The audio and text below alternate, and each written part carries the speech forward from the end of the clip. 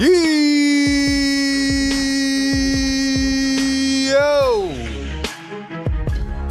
What is good?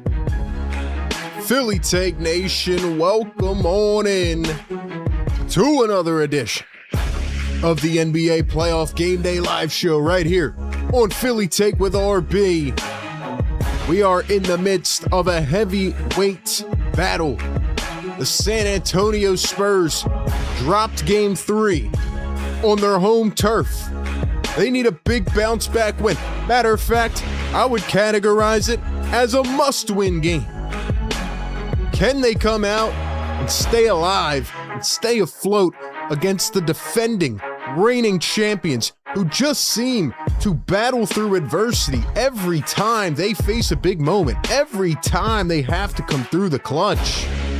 The OKC Thunder make it happen, and in Game 3, it was a web of performances. One who was a former 76er, who they told me would be unplayable in the playoffs. Ladies and gentlemen, the Thunder are deep. They are the kings of the throne right now. Can the Spurs take them off? Can they win this game and force potentially a game 6 and 7 down the line? This is going to be a very interesting one tonight. A battle of adjustments, bunch of uppercuts, bunch of right hooks. Who's going to land the next punch? I'm excited to see what happens, man. It's going to be a good one tonight. Spurs and Thunder, Sunday evening hoops. I'm ready to rock, man. Game 4 coming up. Let's go. Let's go.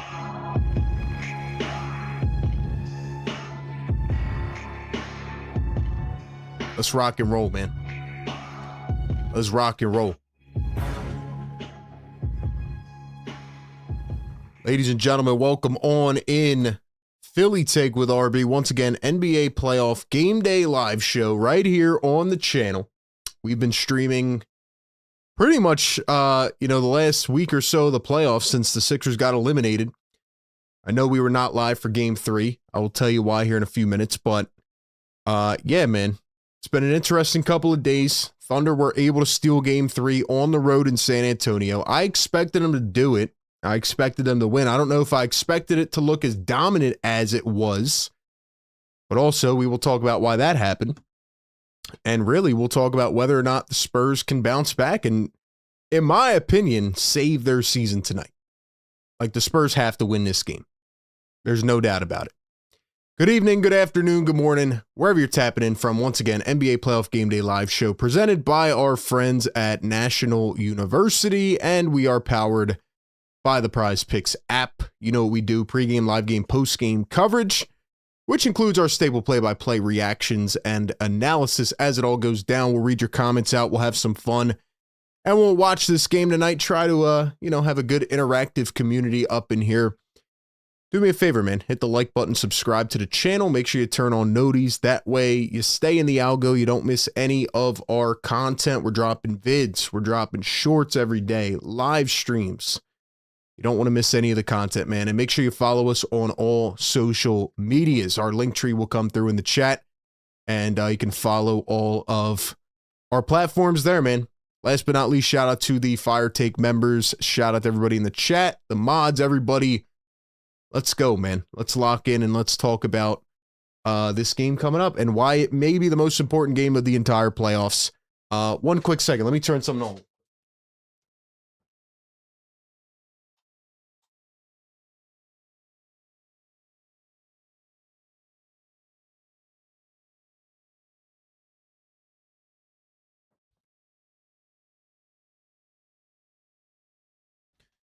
All right, cool. All right. Let's lock in, man. So, ladies and gentlemen, we need to talk about this series. Friday night, Game 3, the OKC Thunder end up beating the San Antonio Spurs, and it was only a 15-point win. I did watch most of the second half. I did not watch the first half, but Spurs had an early lead, and then here come the OKC Thunder, and like I've said early in this series, every time you think the Thunder are hitting an adversity wall, right? Or there's a moment that's going to be too big for them, or the Thunder can't do it again, can they? They can't get over the hump again. Every time the Thunder from last postseason to this postseason are in a situation where you're like, okay, they can't do it again, they somehow do it again, and they make it look so easy. And I want to credit Mark Daignault, because as a guy who was an assistant for a while, who coached in the G League, he was not anybody's like first option on the radar, right? But this dude has been a dang good coach. I think we've realized that in the NBA, at least in this era, you need the players, right? If you don't have the good, young, deep team, you're not going to win. And Sam Presti has built a juggernaut of a roster. However, with that being said, the counter punches that we're seeing in this series, especially after game one, I want y'all to think about game one and how taxing that was. Think about how taxing that was, not only for the San Antonio Spurs, but for the Thunder and just their, I don't want to say they have an ego because they don't, but like just their championship pedigree, you know, like to lose that game at home in double OT, to have Wemby play the way he did. Like that was mentally draining for them to not come away with a win. And all they have done since game one is just step it the heck up, man. And they're a bunch of young kids, but when they need to kick it into gear, when they need to put it in overdrive and make it happen, they do. And they just deliver. And they deliver every single time, bro. Like it's just so impressive in terms of what they've been able to do. I think that's the best simple way I can put it. So when I look at game two and I look at game three and what the Thunder have done, the main core adjustment has been, how do we get more physical with Victor Wembanyama? Because in game one, he was ridiculous. He dropped 41 and 24, and he was just going nuts. And in game one, funny enough, the Thunder took their center out 2 minutes into the ball game, and it looked like this entire series was going to be dominated by Wemby. And it looked like for the first time, the Thunder had no answer. And what do? They just stick to their roots, stick to their guns. And they're like, we're just going to bang up, Wemby, and we're just going to get very physical, bruise him up, and just push him away from the paint. Anytime Wemby's been in the paint, he's dominated, but it's hard for him to get there at this point. And I was looking back last game. Just look at the stat line alone, right? Victor Wembanyama had 26 points, but he only had 4 rebounds. He only had 2 blocks, which is very low for Wemby. And he only had 3 dimes. Why? Because they're not even like granting him access into the paint. So I know that sounds a little bit basic, but it's the truth. That is why this series has changed. That's number one. And number two, I think Stephon Castle is having a rough series. Now, the Aaron Fox actually came back in game 3. He didn't make much of an impact. He had 15, 7, and 6, and he had 4 turnovers. And that's just the premise of the Thunder on-ball guard defenders are just elite. They are some of the best in the game, and it goes all the way down the list. And on the flip side, right, we could talk about SGA, his brilliance. He was only 6 of 17 in game 3, but he had 26 and 12. He only had 2 turnovers. And it was once again the depth built by Sam Presti. This dude has built a loaded roster. And I know you've all probably have been waiting for this. By the way, the reason I was not on here for game 3 is because I had some family that I had not seen in a very long time come into town. So I, took the night off to spend the time with them. But like I said, I still went back and I watched the second half of game 3, or actually I was watching it in real time. And who else other than Jared frickin' McCain, who fans try to tell me would be unplayable. Okay, they try to tell me he wouldn't play at all. Jalen Williams in or out, doesn't matter. Jared McCain's not going to be that good. He was just a throw-in, blah, blah, blah. All these different things, right? They were running all these crazy campaigns against Jared McCain. And what do you know? Jared McCain with some of the most physical, tough buckets that I've seen, just like high IQ plays. And I get home, right, Friday night, and I'm watching the second half of this game, and I'm watching Jared McCain just deal and deal. I mean, he's making like one-handed dimes across the court. He's coming around screens. He's moving off ball like he's Stephen Curry, and he's just knocking down, and he's knocking down. And I know there, I already posted a short about this and a graphic, and everybody's like, dude, well, are you just going to talk about Jared McCain every game? Well, unfortunately, ladies and gentlemen, Jared McCain plays very good 80% of the time. So yeah, every time I got to watch this dude drop 20, and I went back to a tweet that I put out on, I don't even know what the date was. I posted it on Twitter. I think it was like March something. It was the night that the Thunder came into Philly. And on that night, I put out a tweet and I said, Daryl Morey's comments about selling high on Jared McCain are going to come back to bite him when Jared McCain drops 20 in a playoff game and wins one for the Thunder. And I went back to the comments and everybody's like, you are insane. He's never going to play in the playoffs. Well, guess what? RB's tweets, RB's takes, age like fine wine. Call me Crystal Ball RB. Here we go. Jared McCain drops 24 in a Western Conference Finals crucial game, and he leads the Thunder over the San Antonio Spurs. Matter of fact, he was 3 points away from being the leading scorer. He had 24, 10 of 21 off the bench. He only went 2 of 10 from 3, but it didn't matter because he was getting to his spots. He was getting to his spots. He was playing smart basketball. He's shooting floaters over Wemby. He's just such a good player. And the Sixers had it on a rookie contract, and they gave the Thunder some gold. That's what happened. On top of that, Jalen Williams, the second Jalen Williams, because the first one is injured, and I don't know if he's going to come back or not, but the second Jalen Williams had 18 and 5 off the bench. Alex Caruso continues his dominance off the bench, 15, 3 triples, 3 boards, 2 steals, and a block.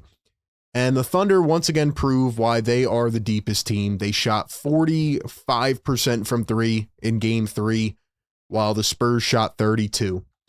Maybe the Spurs are just tanked from game 1. Maybe the Thunder are just that much better.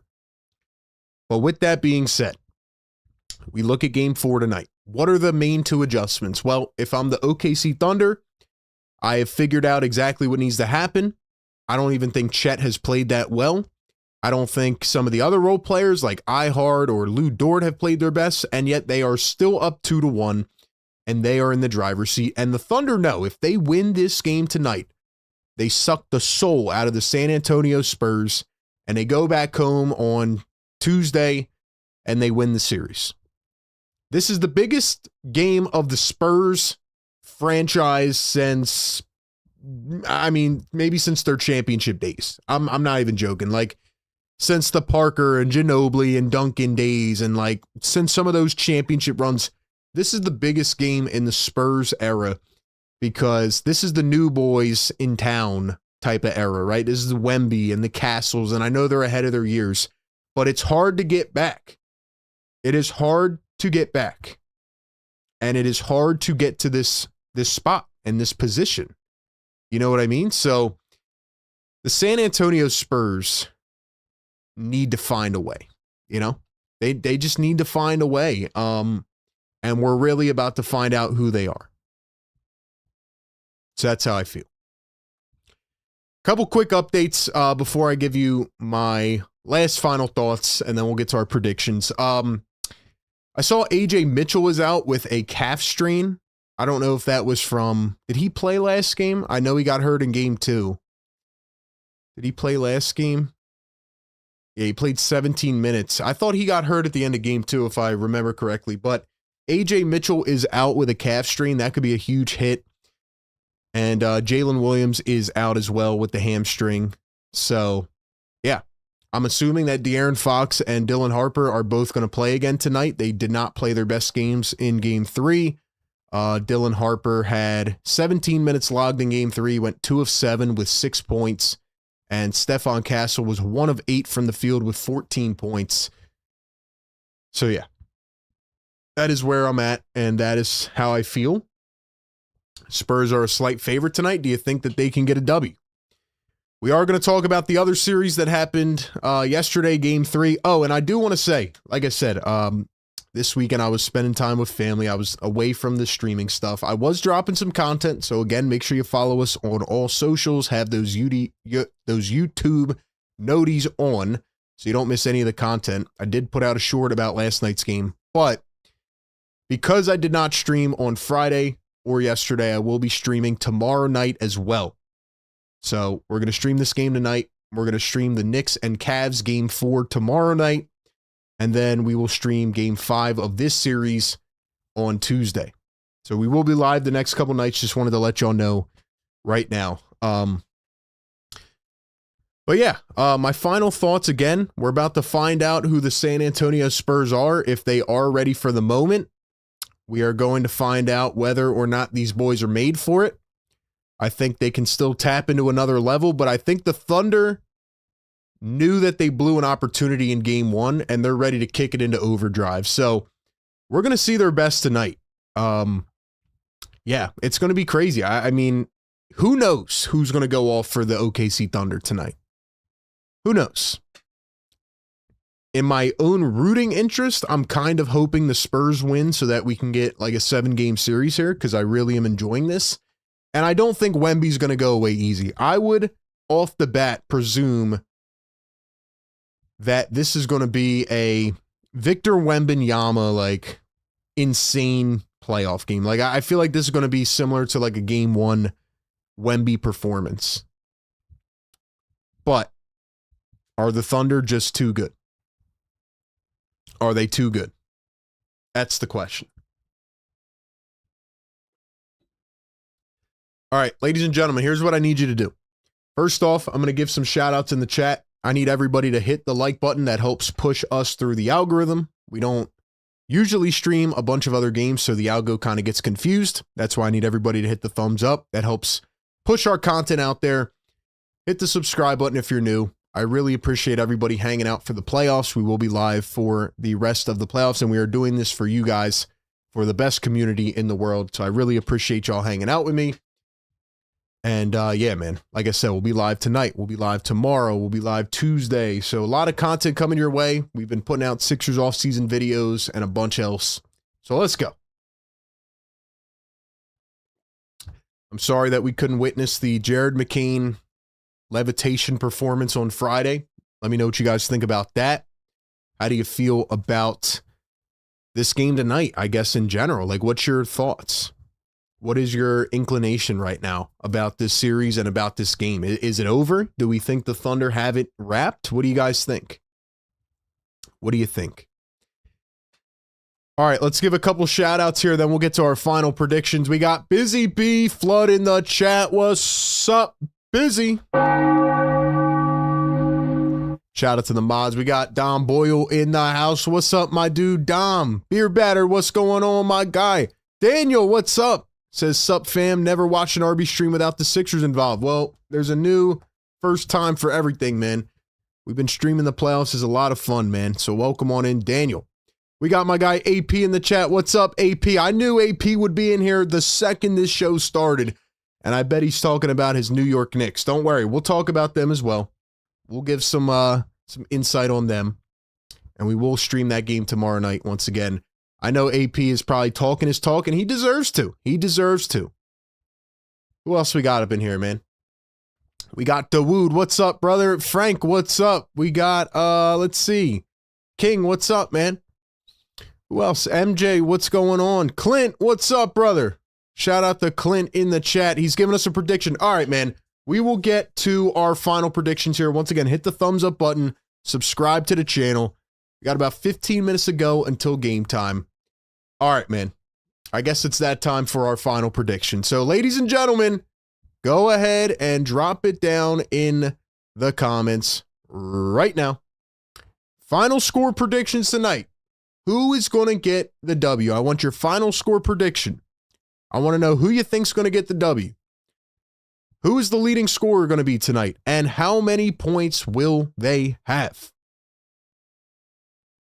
Ladies and gentlemen, once again, who gets the W tonight? What will the final score be? Who will the leading scorer be? And how many points will they have? Give me all of those predictions down below. I want to know your thoughts, and I'm going to give you mine on the other side, and I'll break it all down. But before I do that, gotta give a shout out to the partners of this show. It's brought to you by Prize Picks. Ladies and gentlemen, if you haven't checked out Prize Picks yet, now is the time to do so. There is no better way to cash in on high-flying hoops action than with Prize Picks, a preferred partner of the NBA. Every bucket, every dime, every win means more when you're playing on Prize Picks. Don't pass up your next shot with Prize Picks. Get $50 instantly in lineups when you play your first 5. They have all of their player picks uploaded on their app for every single game, any sport you could think of. All you have to do is pick the more or less on 2 to 6 player stat projections. If you get your picks right, you can cash in. Get in on all the action. Prize Picks is available in all 50 states, including California, Texas, Florida, and Georgia, with the flex plays, the power plays, and my favorite feature, the stacks, where you could pick the same player up to 3 times in the same lineup. Pick all of them in the same lineup only on Prize Picks. Check out the early payouts feature as well, where if your player gets off to a hot start, you can cash out the winnings before the game even finishes. Once again, download the Prize Picks app today. Use code CLNS. Get $50 in lineups after you play your first $5 lineup. Once again, $50 in lineups after you play your first $5 lineup by using code CLNS. Shout out to Prize Picks, a preferred partner of the NBA and a great partner of the show. All right, ladies and gentlemen, final predictions. Final predictions. What do we got, man?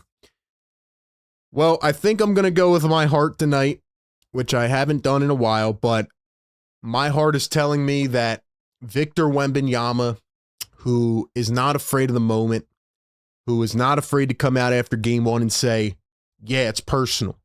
Yeah, like this is something I want. Even though we're early in this process with our team and our franchise, Wemby's like, yeah, like this is our moment. And I don't think Wemby's going to go down at home twice in a row without a fight. I think Wemby's going to have like an insane game. I think it's going to be one of those games where he comes out determined and he's like, yeah, I'm not going to be stopped. So I think the San Antonio Spurs bounce back in this game. I think it's going to be a dogfight, though. I think it could go, down to the last possession. But I'm going to say Wemby drops 38 points tonight. Big stat line for Wemby. I'm going to say like 38, 19 boards, 5 blocks, and like 8 assists, and goes crazy. And the San Antonio Spurs get the win. I'm going to say 116 to 113. 116 to 113. Wemby with 38. And we have a series tied at 2 in just a couple hours. Maybe the Thunder will prove me wrong. Maybe I'm insane for thinking against the OKC Thunder. But maybe it's just my own preference. I want to see this go to a 7-game series. Those are my predictions, though. What do you guys think, man? Drop it in the chat. Drop it in the chat. AP, $2 super chat. Thank you so much, man. RB, I was 22 years old the last time my team was there. AP, what's going on, man? I knew AP would be talking his talk, man. We'll get to it. Don't worry, AP. We'll get to it. We got a lot of time tonight. Give me your final predictions in the chat. Once again, I'm going 116, 113. Spurs get the win. Let's see.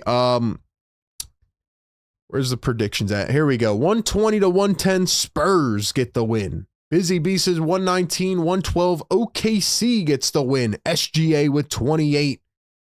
Fox with 30 tonight. They definitely need a big-time game out of De'Aaron Fox. Dom says Spurs get the W, 114, 109. Wemby with 35 tonight. Channel member Go Birds Sixers. What's up, my dude? Spurs 118, 115. Wemby with 31. Who else we got up in here, man?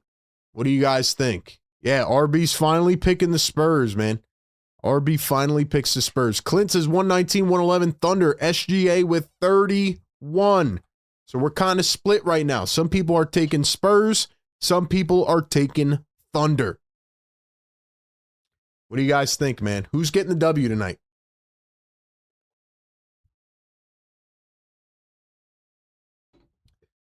I just feel like this series has too much left to offer. Shout out to my guy, Jared McCain.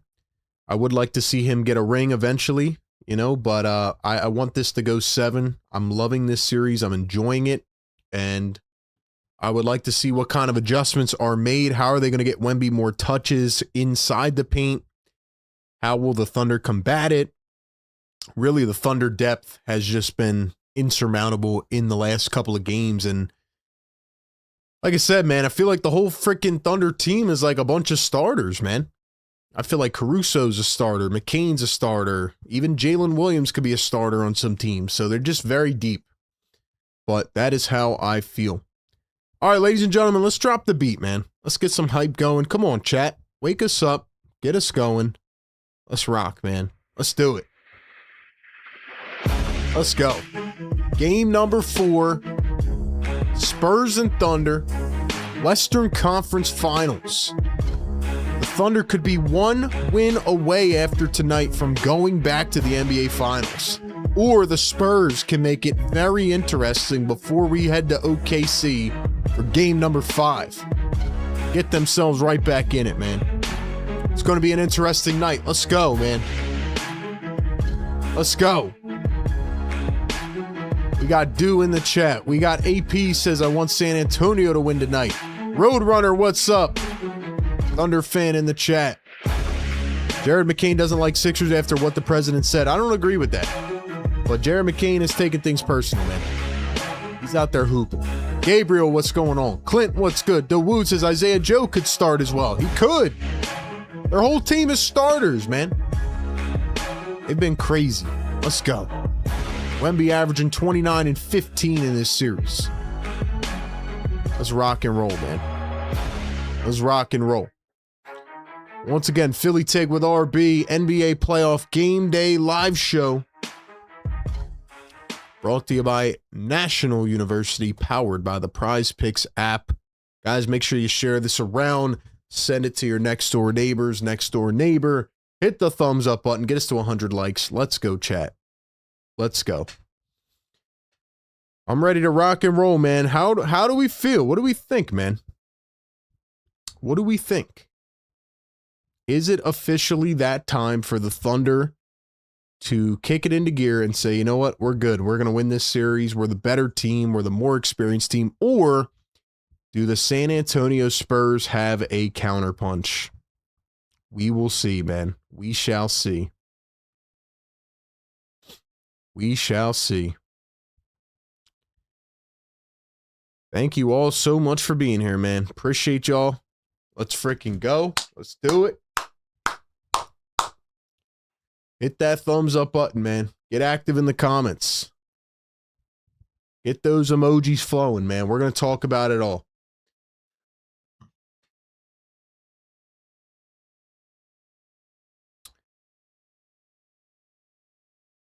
Score prediction is Spurs 112 to 105, says Dawood.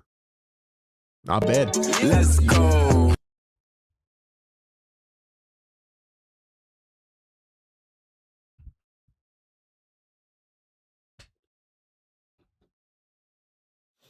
$5 super chat from my guy AP. What's up, AP? He says, RB, you don't want to see Jared McCain get a ring with the opposition. That is your player.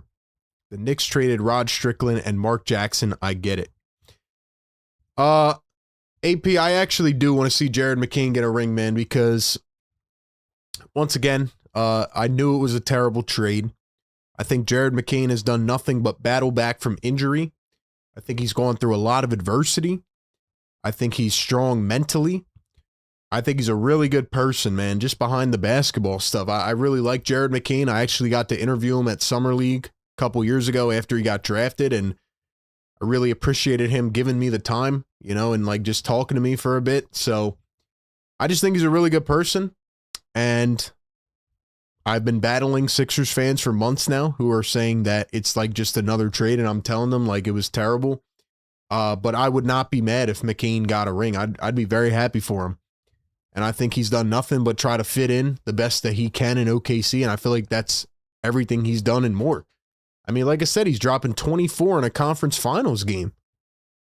Think about that. He was with the Sixers months ago, and he would have been sitting on his couch right now. And now he's in the conference finals. I'm really happy for him. So, yeah, man. And one more thing I'll say about Jared McCain, because somebody brought up Daryl Morey in the chat, but Jared McCain has had multiple instances where he could have thrown Morey under the bus and like ripped the Sixers organization, and he still doesn't do that. They just asked him the other night. They're like, yo, do you take this personal against the Sixers? And he's like, look, I still have love for Philly. They drafted me. They gave me an opportunity. I'm just out here trying to do my best. Like, he could have easily thrown Daryl Morey under the bus and gotten very, like, you know, uptight and whatever. Like, you know, let me just get my karma here. But he's not even worried about that. So I think he's a really good dude, man. And, you know, I mean, this is what I expected from him. And I think the Sixers need another lesson of how bad that trade was. And they need to constantly be reminded to never do that again. So, yeah. Don Boyle says, McCain brings the vibes. He is still classy. I agree. Busy says, we're definitely rooting for Jared McCain. AP says, horrible trade. Yeah, I mean, just awful, awful trade, man. Terrible, terrible trade. All right, is this game starting right now? Let's see. I'm thinking maybe we'll talk about the Knicks and Cavs for a minute, but we'll see if this game is starting or not. We need to get these likes up, though, man. 65 people in the chat. Let's go. We're streaming these games for you guys, man, and we will continue to pump out the content. We try to give you the live stats, analysis, and game coverage, and just have fun with it. Let's see. What do we got going on here? All right, yeah, we're about to start. We will talk about the Knicks and the Cavs a little bit later on, and we will get through all that. It's crazy how this Thunder team just never looks frazzled at all. They just look so calm. Like I said, they've just really created a nice winning culture.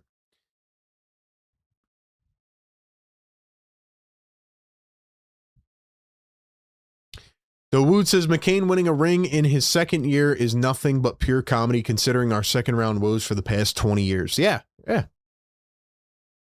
The funniest thing about it is that the Sixers thought they were going to re-sign Quentin Grimes and that was going to like save everything. And I don't want Quentin Grimes back near this team with what he's looking for right now.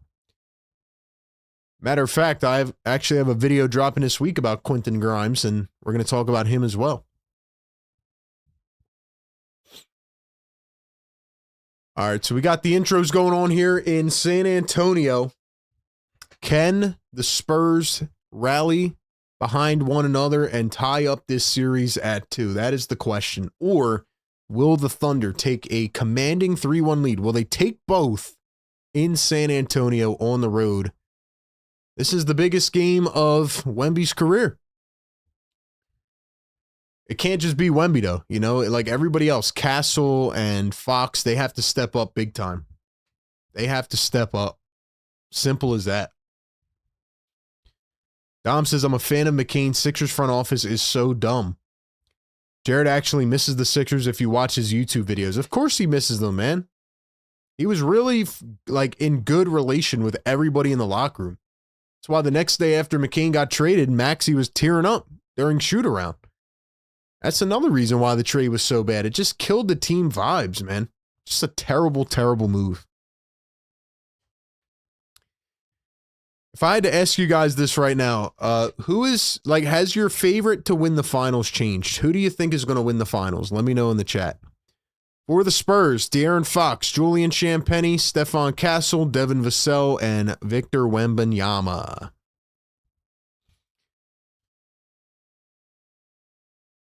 So once again, no Jalen Williams, no J-Dub, and no A.J. Mitchell for the OKC Thunder. So they'll have the same starting 5 tonight. It'll be SGA, Lou Dort. Or actually, I'm sorry, A.J. Mitchell did start last game.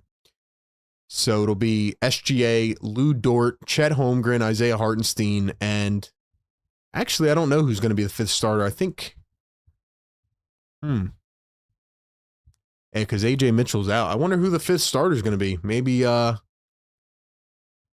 Cason Wallace? They didn't show the Thunder starting lineup, but let's see. We also got the All-NBA teams. Shout out to Tyrese Maxey for making the 3rd team All-NBA. Wemby got 1st team All-NBA. So did SGA. With Jokic, Luka, and Cade.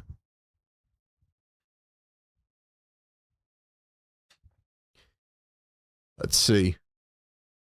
Victor Wembanyama says we're going to see what we're made of. Hey, that's exactly what I said, man. Great minds think alike, I guess. We're about to find out who this Spurs team really is, man. This is the biggest game of Wemby's career. Also, once again, I want to give one more shout out to Caruso. He had 31 in game 1, 17 in game 2, and 15 in game 3. Unbelievable. We're about to see a motivated Wemby tonight, man. It's going to be wild. Hit the thumbs up button, ladies and gentlemen, so we can push this through the algorithm. Welcome on in. Yeah, Casey Wallace is going to get the start tonight. He started 58 games this season, so I expected him to be the guy to step up. Caruso will probably be the first off the bench with McCain. I mean, it's crazy how someone like me or some of you in the chat can see how bad of a trade that was. It's crazy, man. Who do you guys think is going to win the finals? Knicks, Thunder. Knicks are on a historic run. If they keep it up, they can win it all, says Dom. Hurts to say it, but hey, that's Dom is speaking what he thinks, man. Roadrunner says Knicks are getting gentlemen swept in the finals when they beat the Cavs. We're going to talk about the Knicks a little bit later into this show. I know some people are waiting for that. And like I said, we will be streaming Game 4 of Knicks Cavs tomorrow night, so be there for that too. All right, let's get things ready to roll here. We got the drone cam to start this game again. I don't know why we're going drone cam. Haven't people complained about that by now? Alrighty, let's go. So the Thunder are rocking their sky blue jerseys, and the Spurs are rocking the white jerseys. Did the Spurs rock their white jerseys last game? Remember they rocked the black jerseys in game 1, then they switched it up. Maybe that was bad luck. Anyway, Stephon Castle has it to begin. Here's Wemby against Hartenstein. Wemby's got to get closer to the paint if they want a chance. Wemby's going to turn around, fade, put it up way short. Spurs get the offensive rebound. Fox to Wemby for 3. He hits it. What a shot by Victor Wembanyama. Crazy that guy can shoot that way. Here's SGA coming around a high screen from Hartenstein. He dribbles into the paint, finds Hartenstein cutting, floats it up, and got it with the teardrop. Hartenstein with that little one-handed pusher is almost unstoppable in this series. Here's Castle going to find Wemby. Wemby guarded by Ihart. Wemby's calling an ISO. He wants his own number. He drives, dumps down low. Castle, touch pass, Champagnie, top of the arc, can't get it to go. The role players are going to have to shoot very well tonight. They have not in the last couple games. I'm talking Vassell, Champagnie, and others. SGA driving downhill around a screen. He steps back, floats it up, left it a tad short. Thunder get the offensive rebound. It's Casey Wallace. He turns. He's getting poked by Fox. Now finds Hartenstein. Hartenstein back to Wallace. Wallace driving baseline. Finds a cutting Chet. Chet tried to slam it on Wemby, and he was met at the rim. Thunder get it back. Down to Chet. Wemby's on the floor. Chet threw it down, but the shot clock ran out. The shot clock ran out. Are you kidding? I don't know why Chet thought he could throw it over Wemby. Here is Wemby. He's going to chop a 3 on the other end. This time it rolls out. Here comes Casey Wallace with the rock. Dumps to Hartenstein. Hartenstein going to dribble handoff, looking for Shea. Shea pushes off Castle. Shea gets it back. He drives into the paint. Turns, kicks to Hartenstein. Hartenstein, the push shot again. Gets it to go. It is working to perfection. Isaiah Hartenstein, 4 points on his first 2 shots. Here's Stephon Castle, guarded by Wallace, coming around a screen. Castle downhill, floats it up, and falls to the ground, hits the shot, no whistle. But the Spurs lead it by 1. Here is Shea, going to find Chet. Chet on the corner, guarded by Vassell. Here's Hartenstein, the little pusher again. Got it again! He's on fire! Isaiah Hartenstein, back-to-back-to-back push shots. Wemby's going to have to step out as Vassell misses it on the baseline. Here come the OKC Thunder.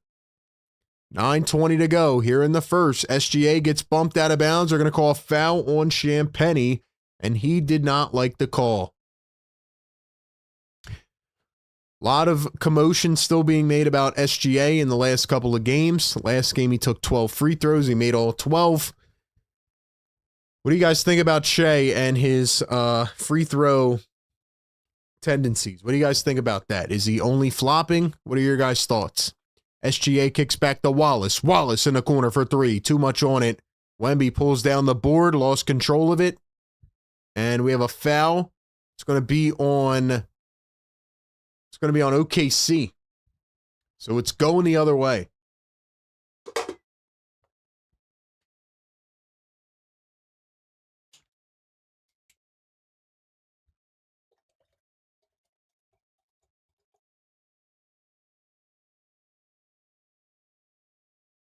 There's Stephon Castle coming around the screen. Now back the other way. Castle downhill. He drives, floats it up, and Wemby flushes it home.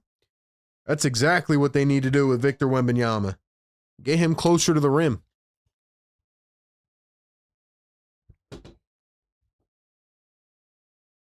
Here's SGA, guarded by Castle. Drives with the left, almost threw it away. Poked out by Champagny. It's going to stay with OKC. Ladies and gentlemen, how are we feeling, man? Let's go. Hit the thumbs up button, man. Let's go. Get these likes up. Get these likes up. SGA guarded at the logo, coming around a screen, downhill. He steps back. SGA to iHeart. Here's the push shot again. Oh my gosh, it is unstoppable. All of the Thunder points have come via iHeart with the push shot, and they have not adjusted to it yet. 4 for 4. Champagny off a screen, misses the three short. Thunder have it. Here comes Lou Dort, guarded by De'Aaron Fox. Now iHeart at the top. iHeart going to dump it off to SGA. SGA downhill, dribbles, spins, kicks. iHeart floats it up and misses it. He finally missed one. Here come the San Antonio Spurs. It's Fox, the crossover, the drive to the rim, kicks out, Vassell. Let's go. Here's Castle to Wemby. Wemby to Champagny. Champagny going baseline. He double clutched and somehow got it to roll in. Almost looked like he was going for a dunk, but it rolled off his fingertips into the rim. And here comes SGA around a screen. Steps back against Castle. iHeart with the push again. This time it's short. He made 4 in a row and he missed the last 2. Here come the Spurs. Fox guarded by Cason Wallace. Here's Wemby dribbling downhill, driving all the way, and he's fouled at the rim. Victor Wembanyama slams the basket post. He's letting his emotion all out. He's wearing it on his sleeve. Wemby to the line for 2. $5 super chat from AP says the team OKC played in the regular season is not the same Knicks team. Indiana showed us how you play them. Holly doesn't get hurt if they lose that series. Listen, man. Yeah.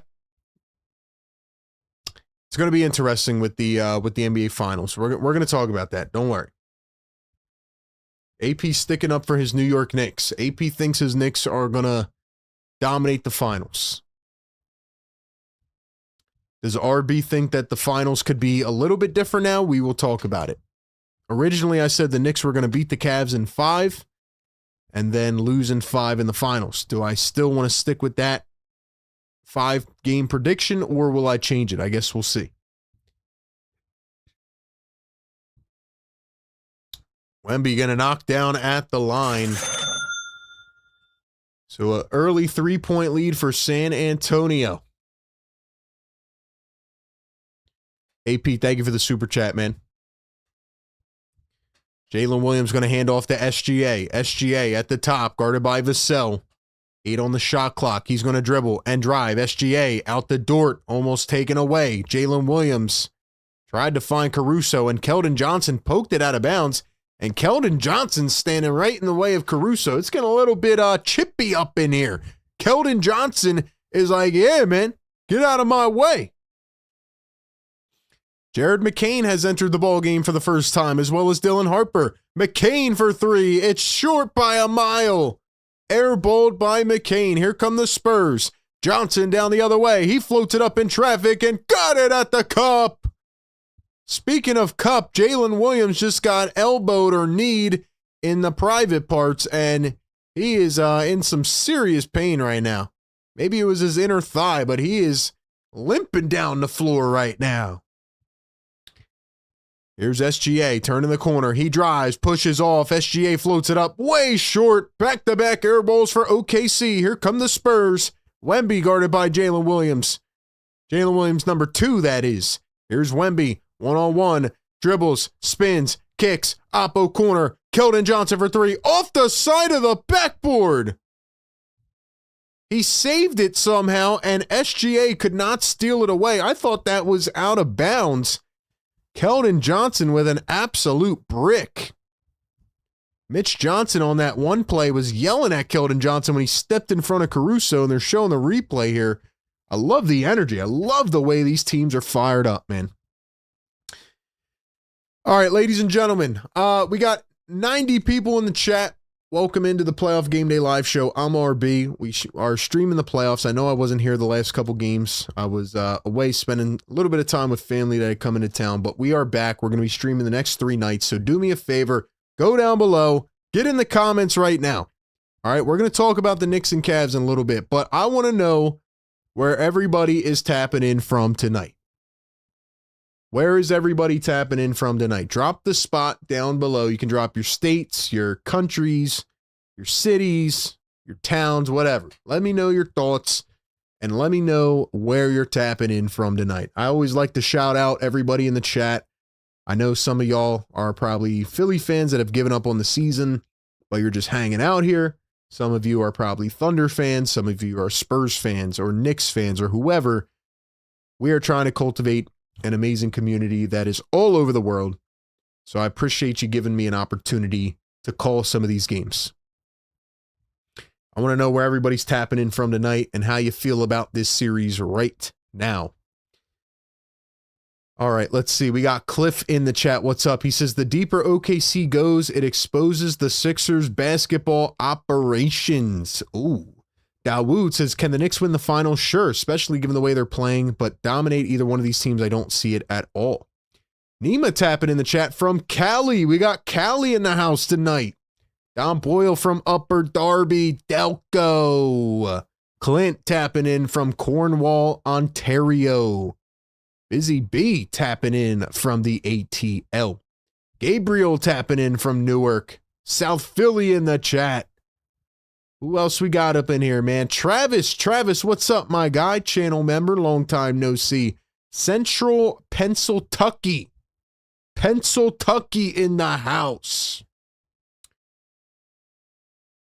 I love the way that we're able to bring people all across the world together, man, and just, I love doing this. The fire has never been burning more, man, and we're going to have content all throughout the off season. Like I said, I know a lot of the Sixer Nation has dropped off, but like I said, man, you know, we're not just appointed to one team or not just like stuck on one team. Like, yeah, we're dropping Sixers videos and stuff, but there's not much to talk about right now, you know? So we're watching the playoffs. We're watching how actual teams can build their franchises, and we're having some fun with it, you know? For some reason, there's a group of people that like to comment on my stuff and say, why are you talking about this? You're a Sixers fan. I don't know. I didn't know there was a rule. I can't watch other games and react to them. I did drop a short last night about the Cleveland Cavaliers. It's crazy, man. It really is crazy. AP says, my sister lives in West Philly. Shout out West Philly. Roadrunner tapping in from Oklahoma State. We got Western Australia in the chat. New York City in the building. Walnut Hill in the chat. Shout out everybody in the building. Thank y'all for dropping the spot. All right, next, at the next break, we will talk about the New York Knicks and Cleveland Cavaliers. If it doesn't come till the second quarter, we'll wait till the second, but trivia coming up at the end of the first. We have a really good trivia question tonight, and I'm eager to see who's going to get it, as Stefan Castle drills a 3 right out of the timeout, and like I said, the Spurs have come out with fire tonight. So for the San Antonio Spurs, they're keeping the same lineup as pre-timeout. Dylan Harper's in the game. And for the Thunder, Caruso is in for the first time. Here's Jared McCain, drives downhill against Wemby, kicks it back out. Jalen Williams, number 2, can't knock down the trifecta. Spurs with an 8-point lead. Here they come. Vassell for 3 on the other end, knocks it through, and the Spurs are on a 12-0 run. He's on fire! 12-0 run for the San Antonio Spurs. The crowd is on their feet. They are on fire. This crowd's electric right now. This is how a crowd should be. You know what?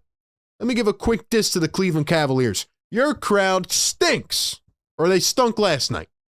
I don't want to generalize the Cleveland Cavaliers fan base, but last night, your crowd stunk in a must-win game. People were sitting on their behinds eating popcorn and hot dogs like it was game 37 of the regular season. Like, you got to get on your feet, man. It's now or never. It's now or never. SGA comes downhill, gets double teamed. Castle pokes it away. SGA kicks to Jalen Williams. The pump fake, the dribble, the drive, the cut. Caruso had it poked away. It's out of bounds, and it's going to go back to the San Antonio Spurs.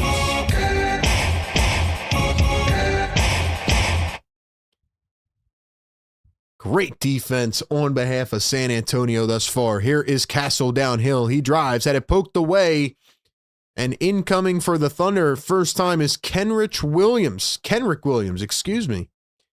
Longest tenured OKC player. Sometimes I forget Kenrick Williams even on the team, man. Did anybody remember Kenrick Williams was even on this team? But sometimes, you know, when guys are out, others have to step up, and their team is deep. Keldon Johnson stuffed and poked away by SGA. Great defense on ball. Here's Jared McCain driving the baseline. He's going to go inside, turn, spin, go up, and he was blocked under the rim by Devin Vassell. Here come the San Antonio Spurs. Vassell oops it up, and Wemby catches it from outer space, and he throws it down. It's a 14-0 run. He's on fire! Woo! Give me 7 games of this series, man.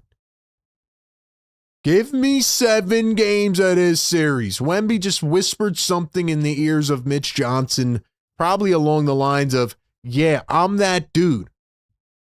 I'm that dude. You know what's crazy? Nobody on the Thunder has scored outside of Isaiah Hartenstein. That is wild to me. We are seeing game 1 San Antonio defense right now. We are seeing game 1 Spurs defense. Insane, man.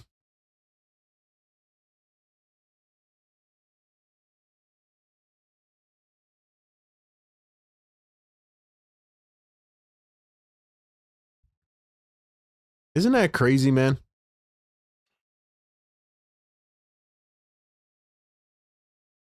The only player that has scored 8 minutes into this game for OKC is Isaiah Hartenstein. That is wild to me. Okay, ladies and gentlemen, here is my quick 60-second rant before we get back from timeout about the Cleveland Cavaliers, and we will talk about this more throughout the rest of the show, but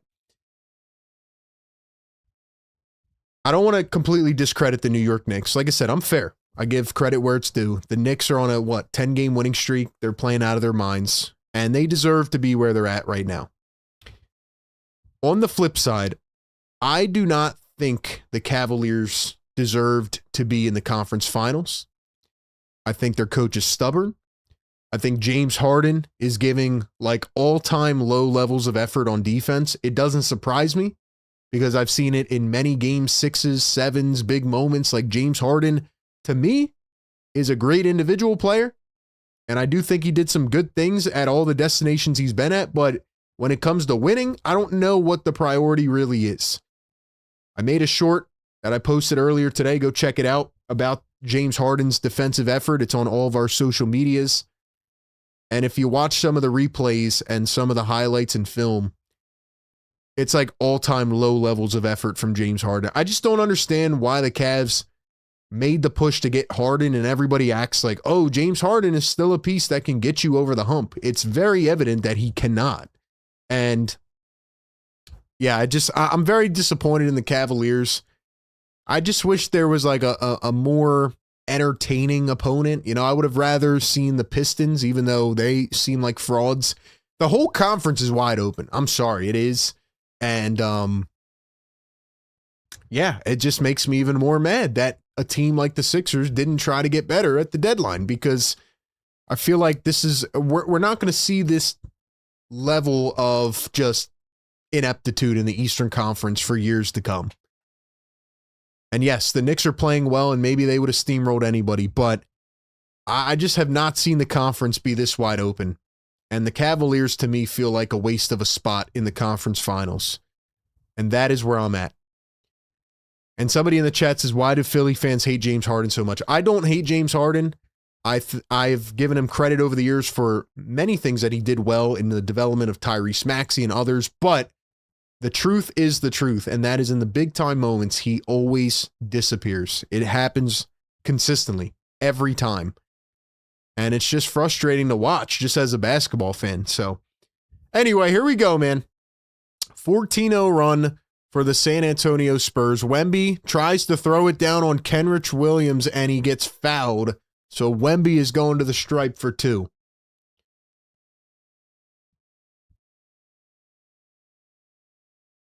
Why did they not deserve to be there when they knocked out the Detroit Pistons? They didn't deserve to be there because they're playing with regular season energy. Like, if you're going to get there and not give any effort, then why do you deserve to be there? You get what I'm saying? There's other teams that I would have rather seen go up against the Knicks. That's my opinion. And when your coach is going to sit there and say, I'm not making any adjustments, and just lie about certain players and not change anything, then what's the point? I'm just striking the question. The Cavaliers blew their shot in game 1. And I'm not saying that the Knicks haven't played extremely well, but what I'm saying is I'm watching possessions where like Harden and even like Evan Mobley are just like waltzing around like it's the regular season. It just hasn't been fun to watch as a basketball fan.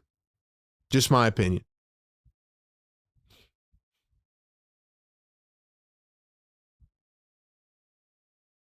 Jared McCain going to dribble, going to drive. McCain out to Hartenstein. Here's Chet. Chet guarded by Stephon Castle. He dribbles it off his knee. And it's a backcourt violation. The Thunder are completely falling apart here in this first quarter right now. SGA's on the bench. If the Cavaliers didn't deserve to be there, who should have taken the place? Listen, man, what I'm saying is the Cavaliers got there by default. That's what I'm saying. They got there because the conference is wide open. And most of the teams are just not good in the Eastern Conference. And that's just a fact. Like, they're good, but they're not championship level material. That's how I feel. Here's Jared McCain, crossover, pull up 3. It's off again. The Thunder cannot buy a bucket. Hartenstein just got taken down by Keldon Johnson, and Johnson fell on Hartenstein's leg. Hartenstein gets up pissed. He's barking at, I think, the referee. Johnson is getting chippy here. I don't know what the Thunder are doing right now, but they look absolutely lost. Kenny needs to be fired immediately, says Busy B. I agree. I mean, it's been very Doc Rivers-like in that series. The things that he's saying right now are like Doc Rivers-esque. I just don't get how you're not going to adjust at all. Doesn't make any sense to me. First one missed by Keldon Johnson. Kenny Atkinson is coaching so poor, he left Harden on an island in game 1 and blew a 22-point lead. Yeah, in 7 minutes, too. Completely killed their energy in the series.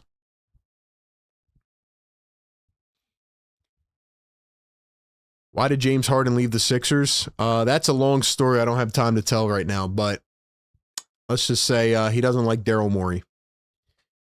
SGA working against Dylan Harper. However, I will say Harden has quit on every team he's been to. So SGA puts up the mid-range and he knocks it down. SGA comes back in and scores the first points for the Thunder outside of Isaiah Hartenstein. The first points outside of iHart in the first 9 minutes of the game. Insane. Champagny shoots it off the side of the backboard. It goes out of bounds. Let's see if the Thunder can pull some momentum here and try to score. Busy Beast says the Thunder look defeated already. I'm very surprised in how they look right now, but it also deserves credit for San Antonio. The level of defense they're playing right now is insane.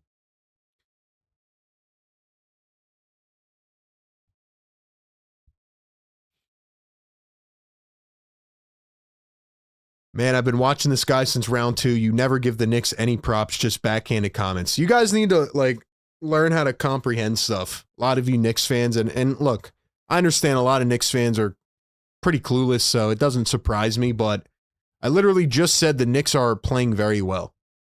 Do you guys not know how to comprehend that? Or, how clear can I say it? Knicks fans are, the most attention-needing fan base I've ever seen. Even worse than, the Cowboys. It is insane to me. They're on a different level. Cornette's in the game for the first time. He couldn't grab the rebound. It's out of bounds. Going to be OKC basketball.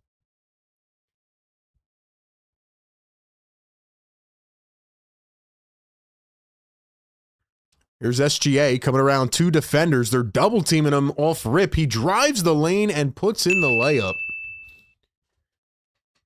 23-12 is our score. Here's De'Aaron Fox, finds Cornette under the rim, and he slams it down.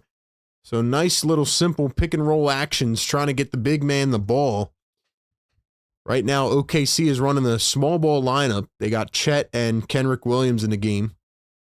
There's Jalen Williams, number 2. He's going to one bounce it to SGA on the high post, guarded by De'Aaron Fox. Now the double team. They're trying to take the ball out of SGA's hands. He steps back, puts up a mid-range, and he's fouled by De'Aaron Fox. And he will go to the line for 2. $2 Super Chat. Bernard McCoy says, RB, I am torn. The Spurs can't beat the Knicks, though. You're torn between OKC and San Antonio? Or between San Antonio and the Knicks?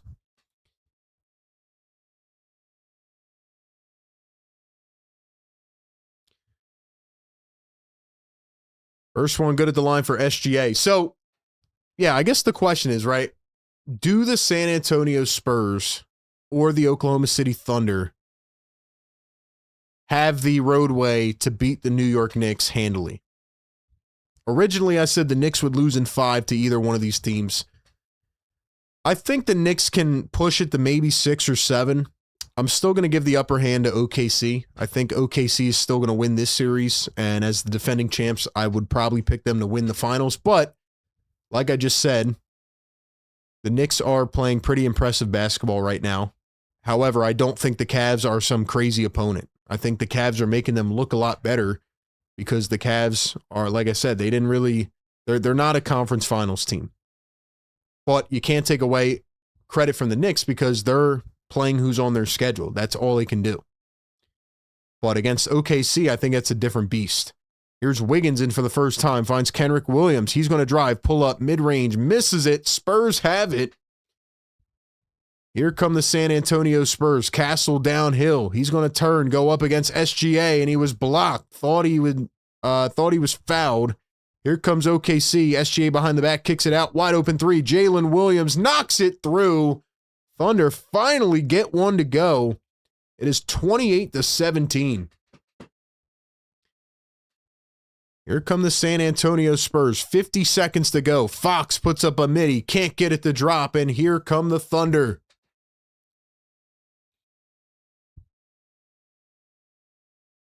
Here's SGA, guarded by Stephon Castle. Drives downhill all the way. Up through traffic. No whistle. Spurs have an advantage. 5-on-4. Up to Champagnie. Champagnie all the way to the rim.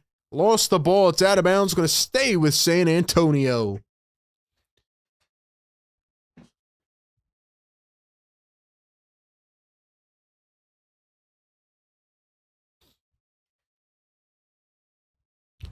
Who cares about your... Yo, Dalen, why are you screaming in the chat, man? That's all you do. You come in here many times and you just scream and you say a bunch of nothing. Wemby misses the ball. Champagnie. Fox going to dribble. Going to drive. Steps back. Puts it up. Blocked. Blocked by Chet. 20 seconds to go. SGA coming around a screen. SGA. One bounce to Wiggins. Wiggins guarded by Vassell.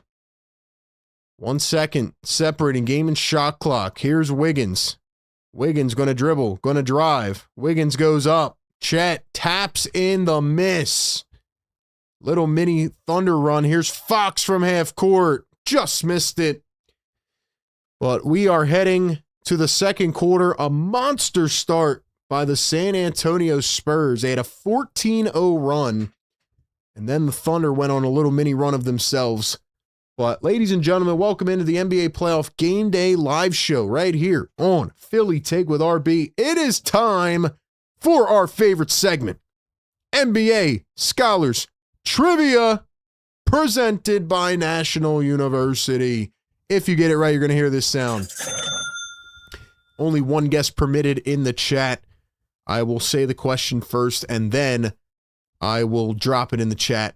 I want you to listen closely. That way you don't miss any parts of the question, but definitely an interesting one tonight. So, ladies and gentlemen, let's do it, man. Shout out to National University. All right, get the keyboards ready. So, once again, I am looking for two players for this answer, all right?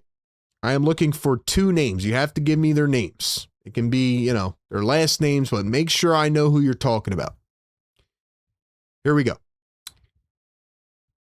In Game 3 of the second round, Spurs and Wolves, Victor Wembanyama had 39 points, 15 boards, and 5 blocks in that game. There have only been 3 other players in NBA history to post a 35, 15, and 5 game in the playoffs.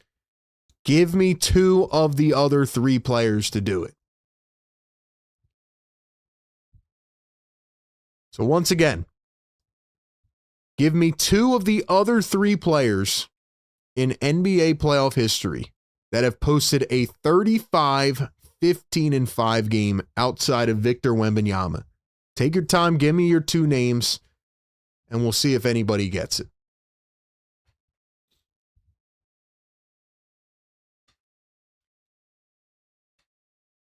Three other players to have a 35, 15, and 5 game. Who are they?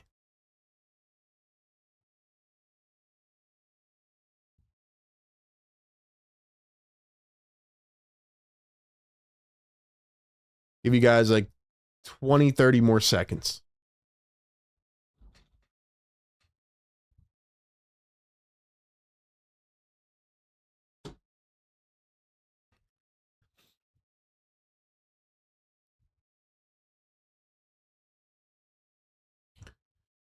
Once again, who are the other 3 players, or give me 2 of the other 3 players to have 35, 15, and 5 in a playoff game?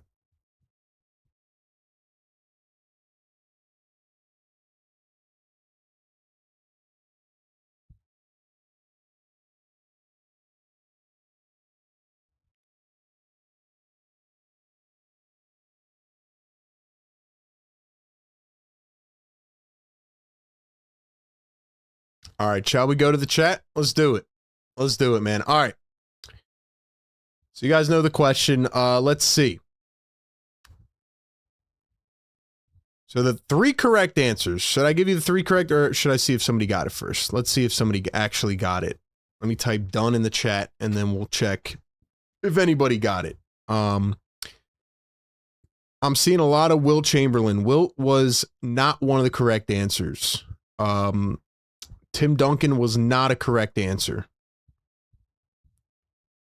Let's see. All right, the game started, so we'll get back to it here in a second. Wallace going to find McCain. McCain chucks a deep 3. That is short, going out of bounds. McCain tries to save it. He does, but the Spurs come away with it. It is Carter Bryant in the game for the first time. Castle drives, floats it up, tapped out of bounds. All right, let's see. We do have somebody that got the correct answer, or that got 2 of the 3 answers.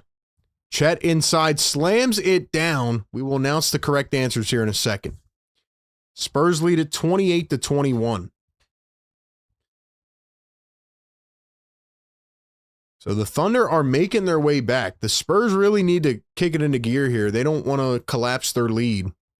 Here's De'Aaron Fox going to find Champagnie. Now over to Bryant. Bryant pops a 3. That one is too far. Thunder have it. Here's Isaiah Joe up the floor to Cason Wallace. Finds Caruso. Now Isaiah Joe. Here's the pump fake. The drive downhill. He draws the foul. Gets pummeled over. Floats it up. And one. Acrobatic finish for Isaiah Joe. Yes, sir. Woo! What a bucket by Isaiah, former Sixer Joe. And he's pointing the fingers like we are. Let's go. Shout out Isaiah Joe, man. All right, ladies and gentlemen. According to my timestamps, the first person to get the correct answer is Dom Boyle. Let's go, Dom. Fire take goat. Isaiah Joe knocks down the point. It's a three-point play. The three correct answers, other than Wemby, to have a 35-15-5 in the playoffs. Kareem Abdul-Jabbar is 1, Hakeem Olajuwon is 2, and Shaquille O'Neal is 3. Dom Boyle said Kareem and Shaq. First person to get 2 of them. Congratulations. Fox turnaround fadeaway gets it to fall.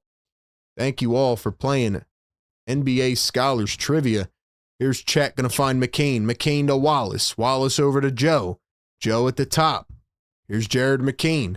McCain coming around his screen. Crossover. Drive with the left hand. Steps back. McCain left it a tad short. He's ice cold to begin this game.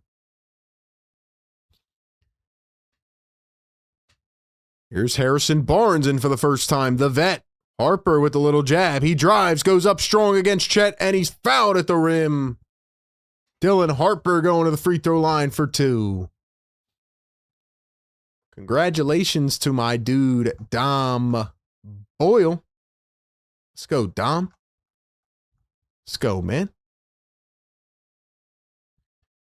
Mark down Dom, gets a little bit of bragging rights.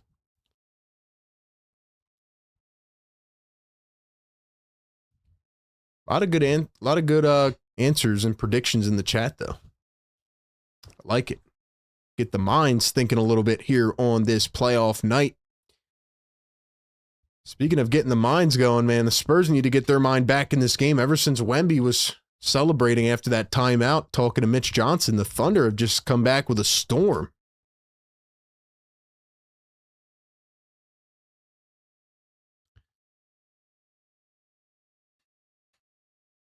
Harper going to knock down at the line. So Dylan Harper has played 5 minutes in this ball game and finally has his first point.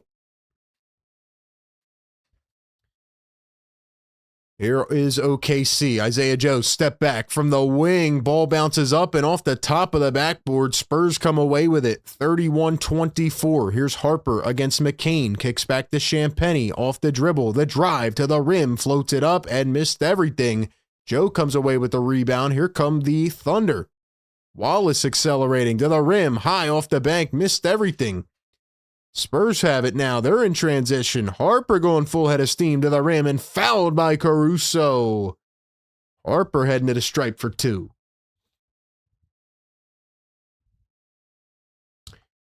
Shout out to everybody in the chat, man. 120 people in the live show. Can we get to 100 likes? Let's go, guys. Get us to 100, man. Helps push us through the algorithm. Thank you so much for being here, man. Let's go. Let's go, man. Come on, chat. Can we get some fires going in the chat? Let's heat it up for a second, man. We'll be streaming the rest of this game tonight. We'll be talking about it. We'll be streaming tomorrow night. Cavs and Knicks game 4, and we will stream on Tuesday as well. We're doing all this extra content for all of you, man. Appreciate y'all being here and rocking with your boy all season long.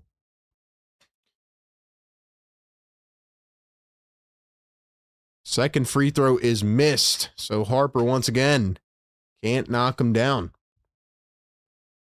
Here's Jared McCain on the ball. Having a tough start to the night. Lost it. Hartenstein picks it up. Here come the Thunder. Ihart the other way. Dribble handoff. Isaiah Joe going to pop a 3. Too much on it. Thunder come back and take it away. Wallace goes up. He had it blocked again. The Spurs defense is everywhere right now. Here come the Spurs. Fox guarded by Wallace. Fox going to dribble and drive and stop and start again. He turns to his left, spins, goes to the rim. He went up with it. He either hit the bottom of the rim or Caruso got a piece of it, but it's going to stay with San Antonio.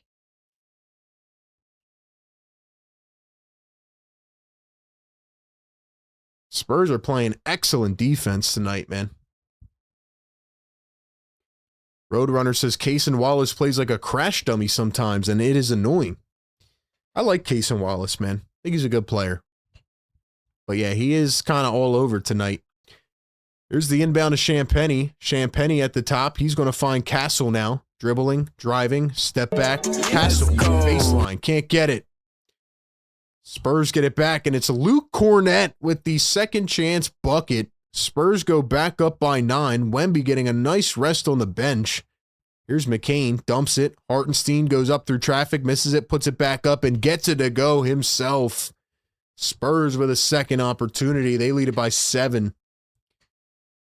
Now the Thunder are going to steal it away. Cason Wallace going all the way. Tried to throw it down one hand, and he was blocked on the chase down by Champagny.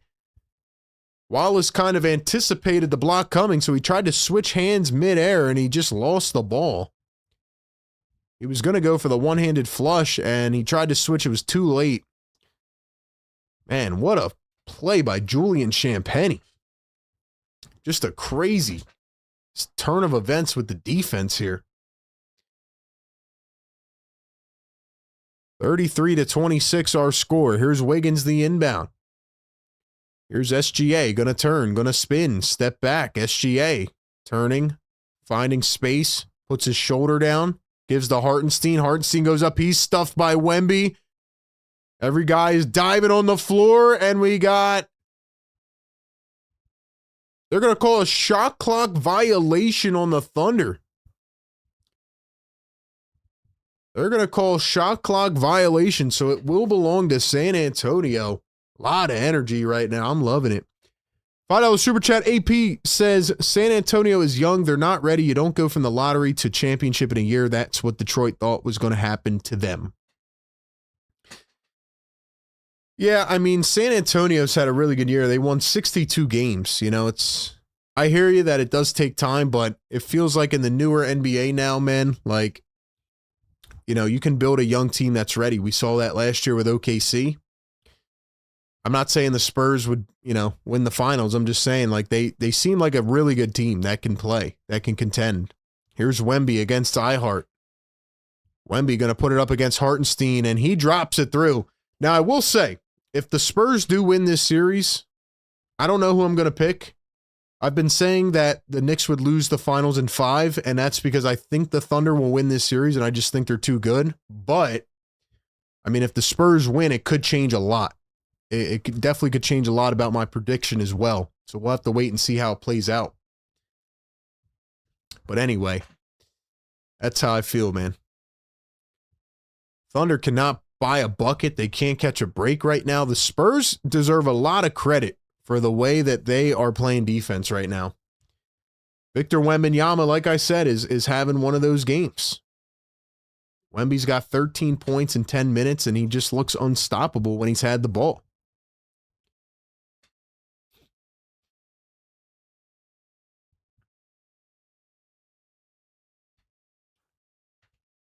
Like I said in the pregame, we were going to find out who the Spurs are, man. We're going to find out what this team is really made of. And so far tonight, they are, especially on the defensive. I mean, that's one reason I really want to see this go to 7 and why I'm enjoying this. It's because it's a defensive-minded series, you know?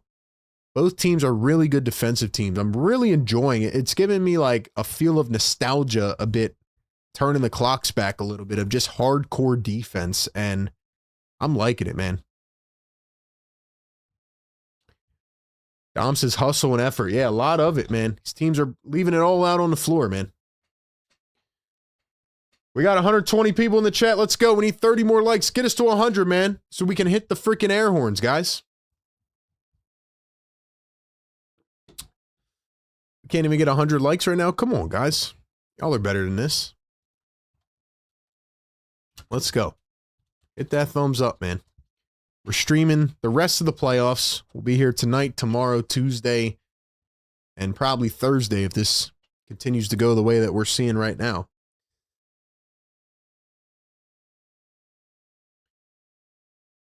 A lot more content on the way. We've been dropping a ton of it, man. Videos coming this week. More live shows. Looking forward to even getting into some draft stuff soon.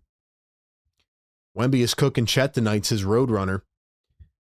Let's give some shout outs in the chat. If you guys want to get a shout out, drop a comment so we can give you some love in the chat.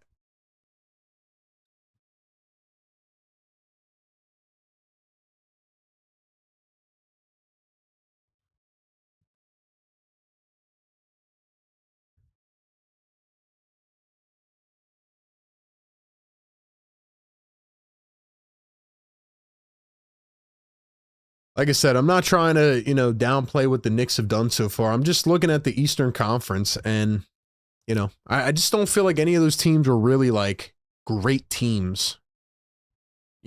Like the Pistons as a 1 seed. Like, you look at the Pistons roster, right? Like, outside of Cade, who did they really have that was reliable?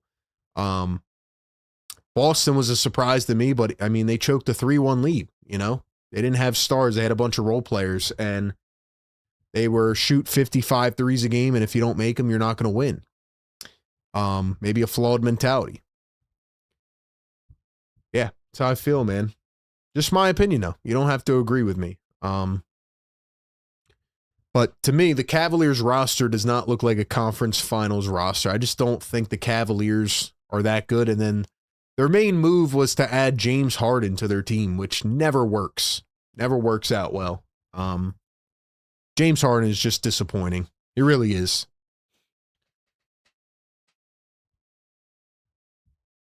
So it looks like the Thunder challenged this most recent play. Let's see what happened here. They're going to try to get a foul here, maybe? I think they're going to try to get the foul on Castle.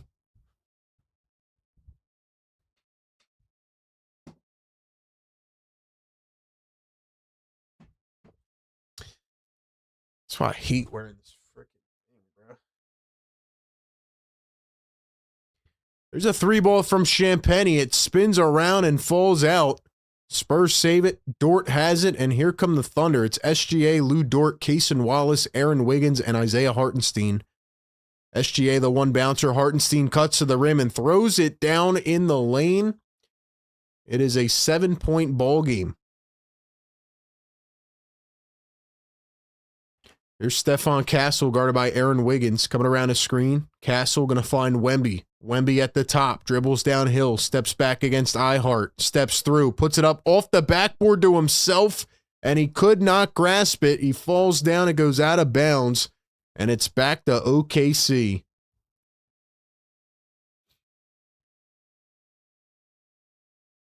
Here is Lou Dort. Dort going to find Isaiah Hartenstein.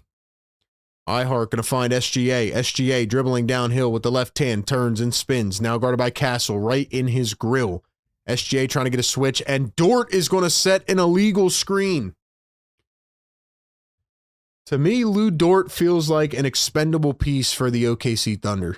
Would you guys agree with that? Like, I feel like, I forget, is Dort going into his free agency? I think it's either this year or next year, but yeah, they definitely do not need Lou Dort. They got other guys that can fill that role. Wemby going to give it over to Harrison Barnes. De'Aaron Fox has been pretty quiet in this game too. Champagne for 3. We got a foul off the ball, though. It's going to be on either Wiggins or McCain. He called it on.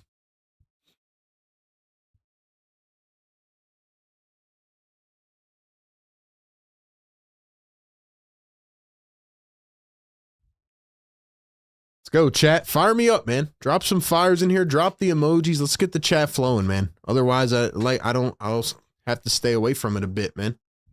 Let's go.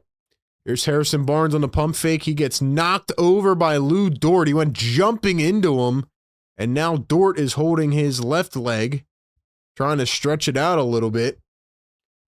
Talk about biting on the pump fake. Oh, that is a hard fall by Lou Dort. He broke his fall with his outstretched arms. That is dangerous. Now he's holding his ankle over on the bench.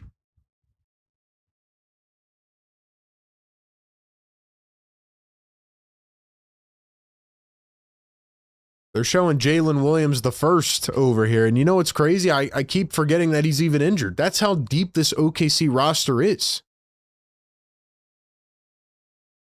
I keep forgetting how deep this roster is. I mean, no Jalen Williams, their second best player, and they're not even feeling it really.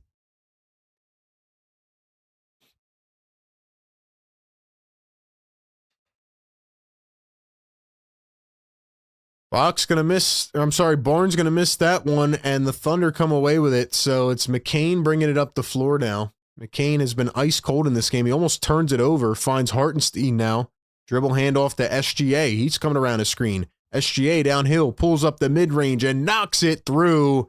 The Thunder bring it to a 3-possession game. 2-possession game, actually. Here's Wemby. Wemby guarded by Ihart. He's going to step back, turn, and find Fox. Fox against Caruso downhill. He's going to drive, floats it up. Wemby somehow tapped it and tapped it again. How did he get to that? Only Victor Wembanyama can get to that level of a pass. SGA guarded by Champagny. Through the legs, dribbling, driving. SGA down low. Hartenstein in the dunker spot. He's turning, he scans, he throws it almost out of bounds. SGA picks it up. SGA coming around a screen, driving downhill, gets bumped, and a late whistle by Scott Foster. So another foul on the San Antonio Spurs.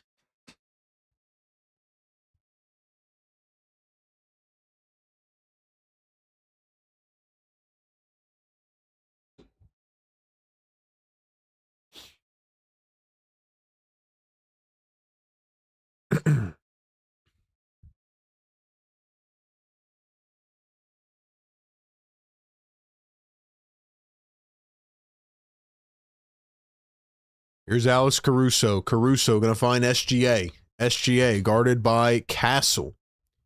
SGA going to step back, puts it up mid-range, misses it. Here come the Spurs. Barnes dribbling downhill, turns, spins, floats it up, left it short. And it goes out of bounds. It's going to be Thunder basketball. I have a random question for you guys, but I know I asked this before a couple months ago. I've had some things, potentially in the works, but if I made like a separate NBA show or podcast just talking about like general NBA stuff, would you guys actually watch that channel? Yes or no? I've had some people tell me they would like it like on a separate channel, but wondering what your thoughts are. I mean, I know we stream other games here, but just like more of like a video channel. Here's Castle at the top. He's going to find Wemby. Wemby, step back, 3, in and out. Spurs trying to track it down. McCain had grasp on it, and he lost it out of bounds. He lost it out of bounds. So it's going to stay with OKC. A costly mistake. McCain had it. Barnes tapped it off his hand.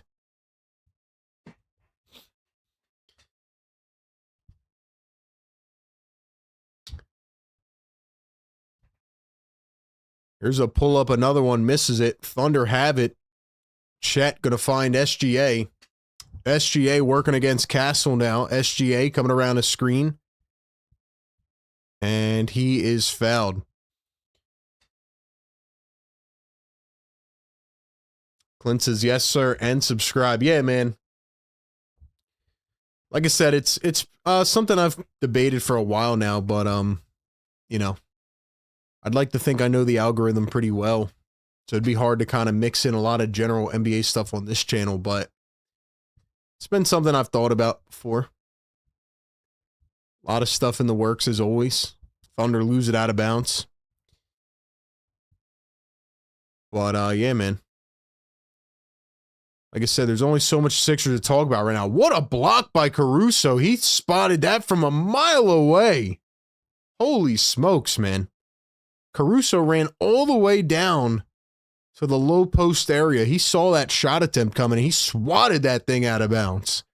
Here's San Antonio, the inbound to Wemby. Wemby going to drive, go all the way, and he's fouled.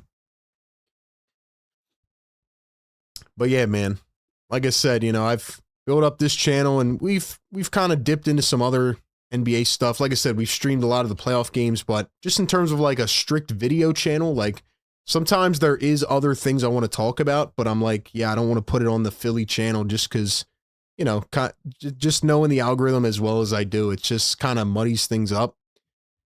It's frustrating having to battle all these algorithms sometimes when it feels like you're putting out good content, but nonetheless, man, that's why I always say, guys, follow us on all platforms, turn on the notifications. It really does make a difference. So, yeah. Anyway, that being said, where are we at now? 73 likes? Yo, y'all are slacking. Chat slacking tonight. Let's go. Hit that thumbs up button, man. Wemby going to knock down at the line. 10-point game. If you're the OKC Thunder, you're down by 10. Feels like you've played the worst game of your freaking season so far. Better wake up right now. Caruso dribbling, driving, finds a backdoor. Chet goes up, and he's fouled by Wembanyama. That's what they need to do. They need to get Wemby in foul trouble. That's his second of the night. Let's go, man.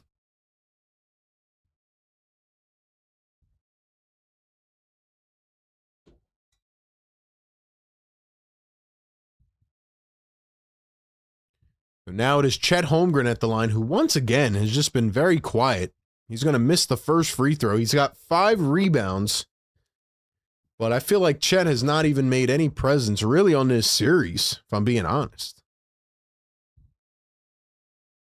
Spurs should be up by like 40 in this game. I feel like the Thunder have played pretty bad, and I feel like Hartenstein's been their best player. Spurs fans are doing their job right now, though. They are making a lot of noise tonight. They've been on their feet all game. Chet now at the line. 3:40 to go here in the second. Chet going to knock down the second. So it is a 9-point ball game. Here's Stephon Castle. He's dribbling through the lane, drives and kicks. Harper from the corner. Can't get it to go. Ball's batted in the air. And finally, McCain comes down with it. Here come the Thunder. McCain switched on to Vassell on the wing. He's up top. Comes around a screen. We got another foul. Foul after foul after foul. 40-31. Just foul upon foul upon foul.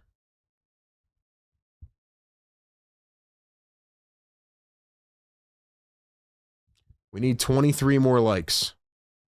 Get us to 100. Got over 100 in the chat. Chat going to knock down the first.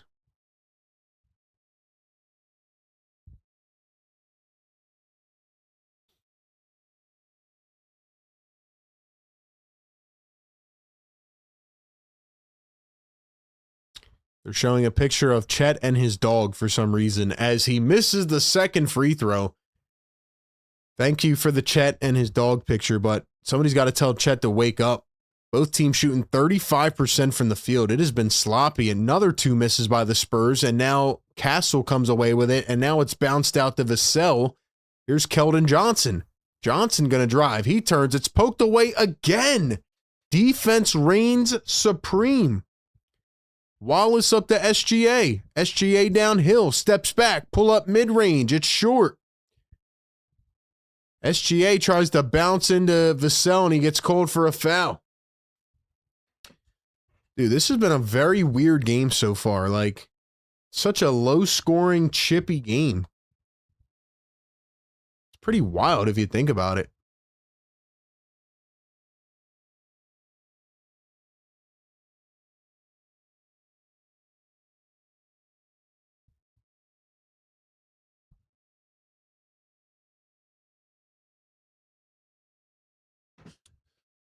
All right, shout out to everybody in here, man. Once again, NBA Playoff Game Day Live Show. We are doing these extra streams for the community. Let's see if we can pump this through the algo, man. Let's get everybody to hit the thumbs up at once, and let's keep it going.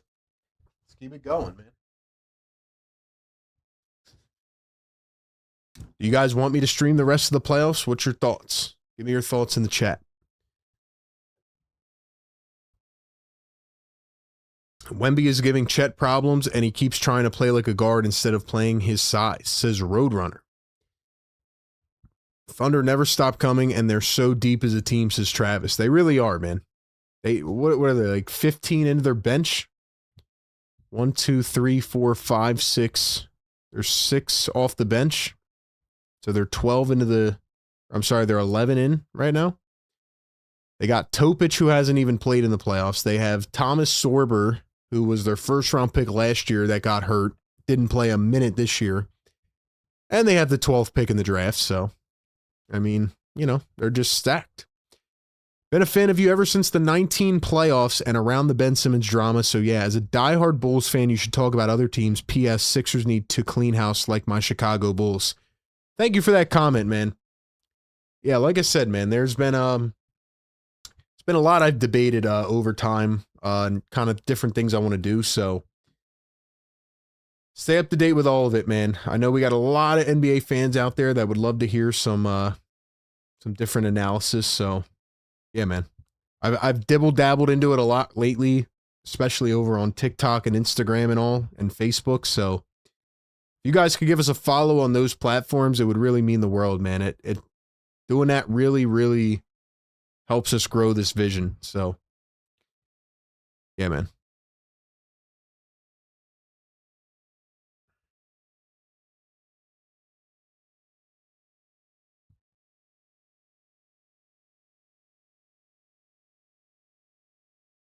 Spurs are lucky OKC is 1 of 8 from 3. Spurs have played really good defense tonight, but if I'm being completely honest with you, man, yeah, I don't know, man. It's San Antonio Spurs, like,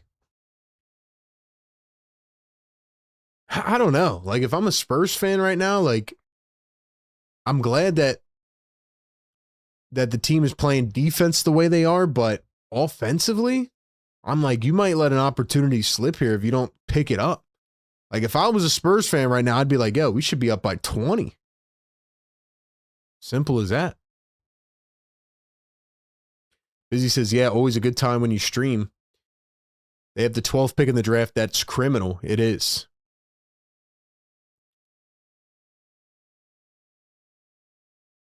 Time to obligation in the chat says, go ahead and stream the rest of the playoffs. Chat needs to wake up. I agree. Yaxel Lendenborg's going to be with the Thunder. This is time. See, this is where I need you guys to hit the thumbs up, man, because a lot of people won't get the notification for this stream, unfortunately, because that's how the algorithm works. That's why I need y'all to help us push this around. It's up to you guys, man. You guys are our hope.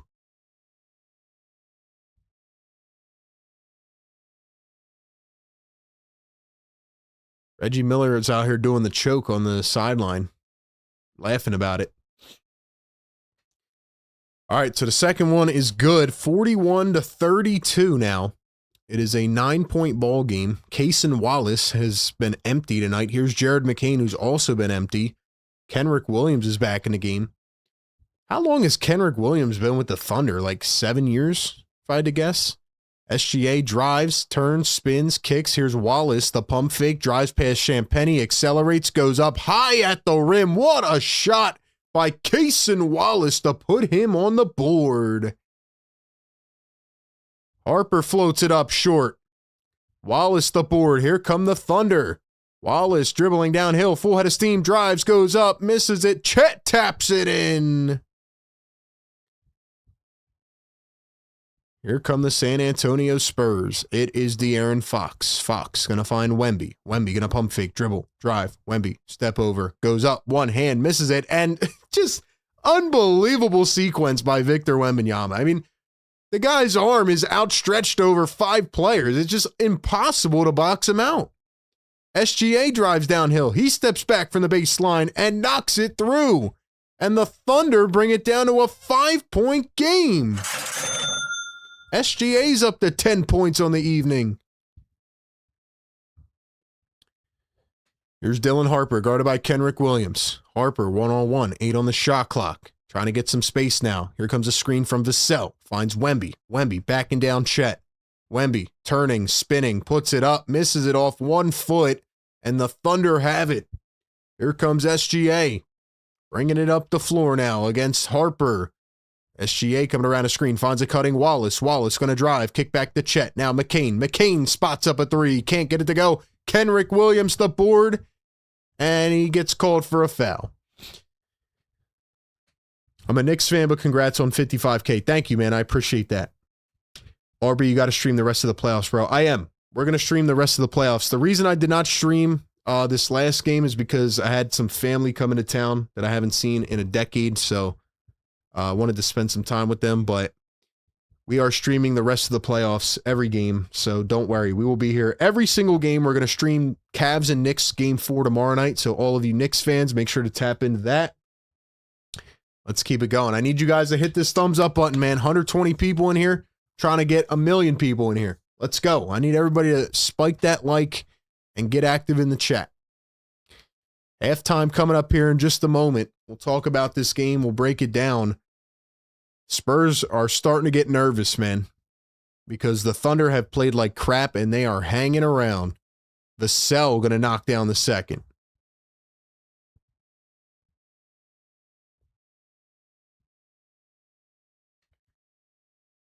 Here comes Jared McCain again. I don't think McCain has scored yet, right? Here he is, mid-range. He's going to score it up a little bit short. McCain is 0 of 7 off the bench. I don't know why he keeps shooting. He's obviously cold. But I do respect Mark Dagnall giving him the long leash, you know, and not just pulling him out after 2 shot attempts and saying you're done for the night. It's what Doc Rivers would do. Or maybe Nick Nurse.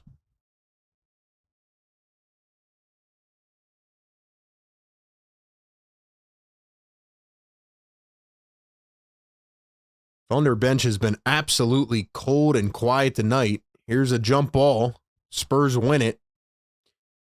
And here comes De'Aaron Fox. It's a 7-point game. Spurs trying to extend their lead. Here's Fox going to find Vassell. Vassell going to drive. Steps back from the midi. Got it to go. You got to keep him out of the paint in a monster box out. You really do. That's been the key the last 2 games. They've kept Wemby away from the boards in the paint. But he's doing a great job tonight. Here's SGA guarded by Castle. He's going to dribble, drive. SGA kicks it out. Wallace over the outstretched arm of Wemby. Misses the 3.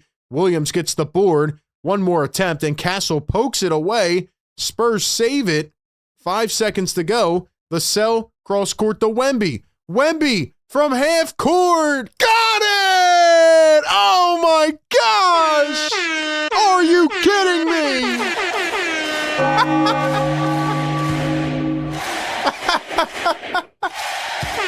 Oh my gosh! He pulls up from half court and he knocks it down.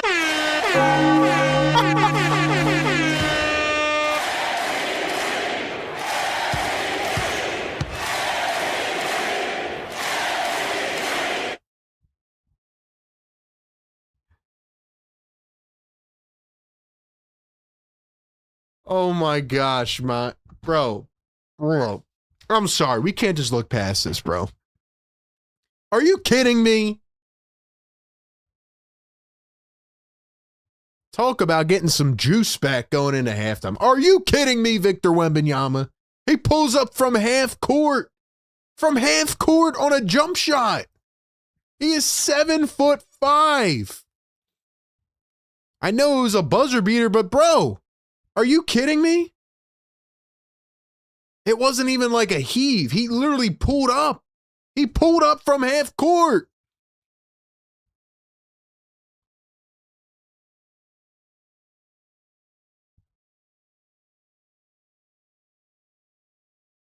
Do you know how insane this is, man? We will talk about the game. Welcome into the playoff game day show. I'm RB. I'm sorry. I'm in shock. Is this real life, guys? Is this dude real? Is he real? I don't think he is. I don't think he is. Somebody test him right now for alien species. I don't think he's real. I don't think he's a real person. Victor Wembanyama is not a real person. He is an alien. Okay? I'm going to say it. I'm going to say it. He is not a real person. How do I talk about the game after that? First off, we got 150 people in here. Guys, like the show, man. Get us to 100 likes. Dude. Victor Wembanyama is not a real human being. He is from a different planet. He is from a different stratosphere. He is from a different galaxy. He somehow wandered his way over to planet Earth, and he's not supposed to be here, but he is, and he's just insane.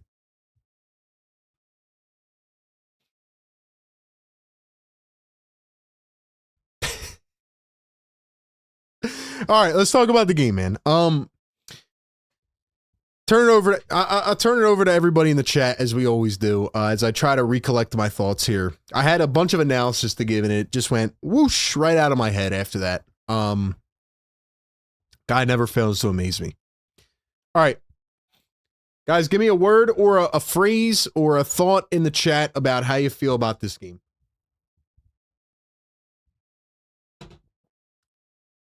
Give me one word to describe this game, or a sentence or a thought about this game so far. How do you feel about this game so far? I'm going to read out some of your words and your thoughts, and then I'm going to just give a couple takeaways. I got to go recollect myself after what Wemby just did to me. My word of the night. I'm thinking of a couple different words right now. One word that I'm thinking of is elevate. Another word I'm thinking of is resilient.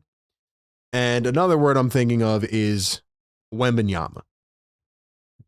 The reason I say resilient is because, again, as I said in the pregame show, we were going to find out who this Spurs team was made of tonight.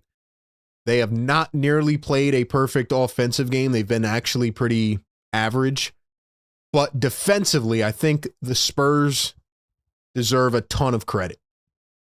The way that they are double teaming SGA off the ball, the way that they are pretty much making Chet Holmgren turn invisible. Isaiah Hartenstein had 4 push shots to begin the game, and they've taken him out of it since. I mean, yes, the Thunder bench has been cold, but the Spurs are all over them. They had 1 million bench points last game. They only have 6 bench points at halftime. And the Spurs defense deserves a ton of credit. That's why they're resilient, and they're showing a lot of grit so far. Elevate is just because, again, they're a young team. I didn't know how they would, handle this situation in their first kind of run here in the playoffs. But, I mean, there's still another half to play. But so far, I think they're handling it pretty well. And last but not least, Wemby is pretty self-explanatory. Victor Wembanyama is just unbelievable. I said he would have 38 tonight. Right now, he's got 22, 5, and 3 with 2 blocks. Exactly what I expected from Wemby. He was denied the last couple games. He has come into this game tonight with energy, with kind of just the will to not be stopped. He's just finding his spots in the paint. They're getting him the ball.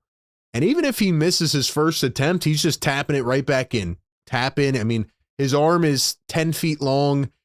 Guys are trying to box him out and jump up for rebounds, and he's just taking it away. He's just swooping it away from everybody. He's like a freaking vulture out there.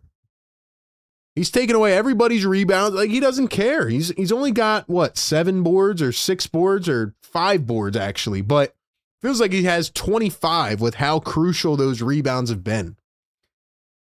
So anyway, those are my words. I'm going to read yours out on the other side. Give me one word or one main thought about this game so far. And what's your takeaway? Do you think the Spurs can actually do this? We're going to talk about why the Thunder are not completely out of this game just yet and why the Spurs still have to step it up. So we'll get to all that on the other side. But first, got to shout out our partners of the show and tell you about National University. Ladies and gentlemen, you want to talk about getting schooled, man? Well, Victor Wembanyama should teach a class on how to teleport from one galaxy to the next because Victor Wembanyama is unbelievable, man. Victor Wembanyama is taking these boys to school tonight, and so is their defense.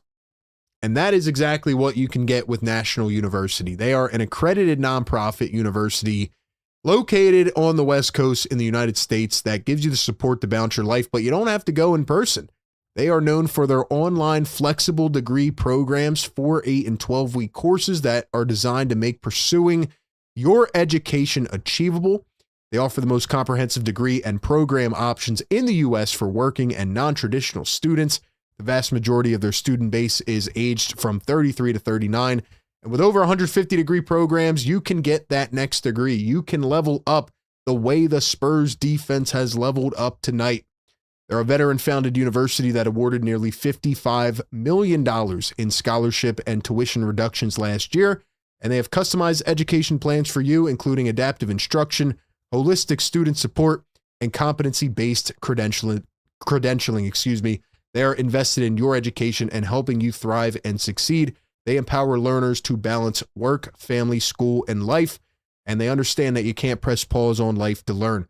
So check out all of their new offerings, including their latest scholarship offering, the Believe and Succeed Scholarship, where you can get up to $6,000 annually on your next bachelor's or master's degree. Check out all their programs today by clicking the link down below. And as always, shout out to National University, a great, proud partner of Philly Take with RB. All right, man.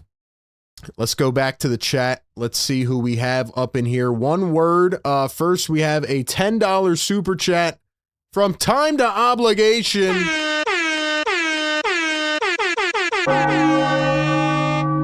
Time to Obligation. Thank you so much, man. He says, Knicks deserve their flowers. The verge of ending their drought of not being in the finals. Been 27 years. Shouldn't give them praise as prideful Knicks fans want us to do. First, get the ring.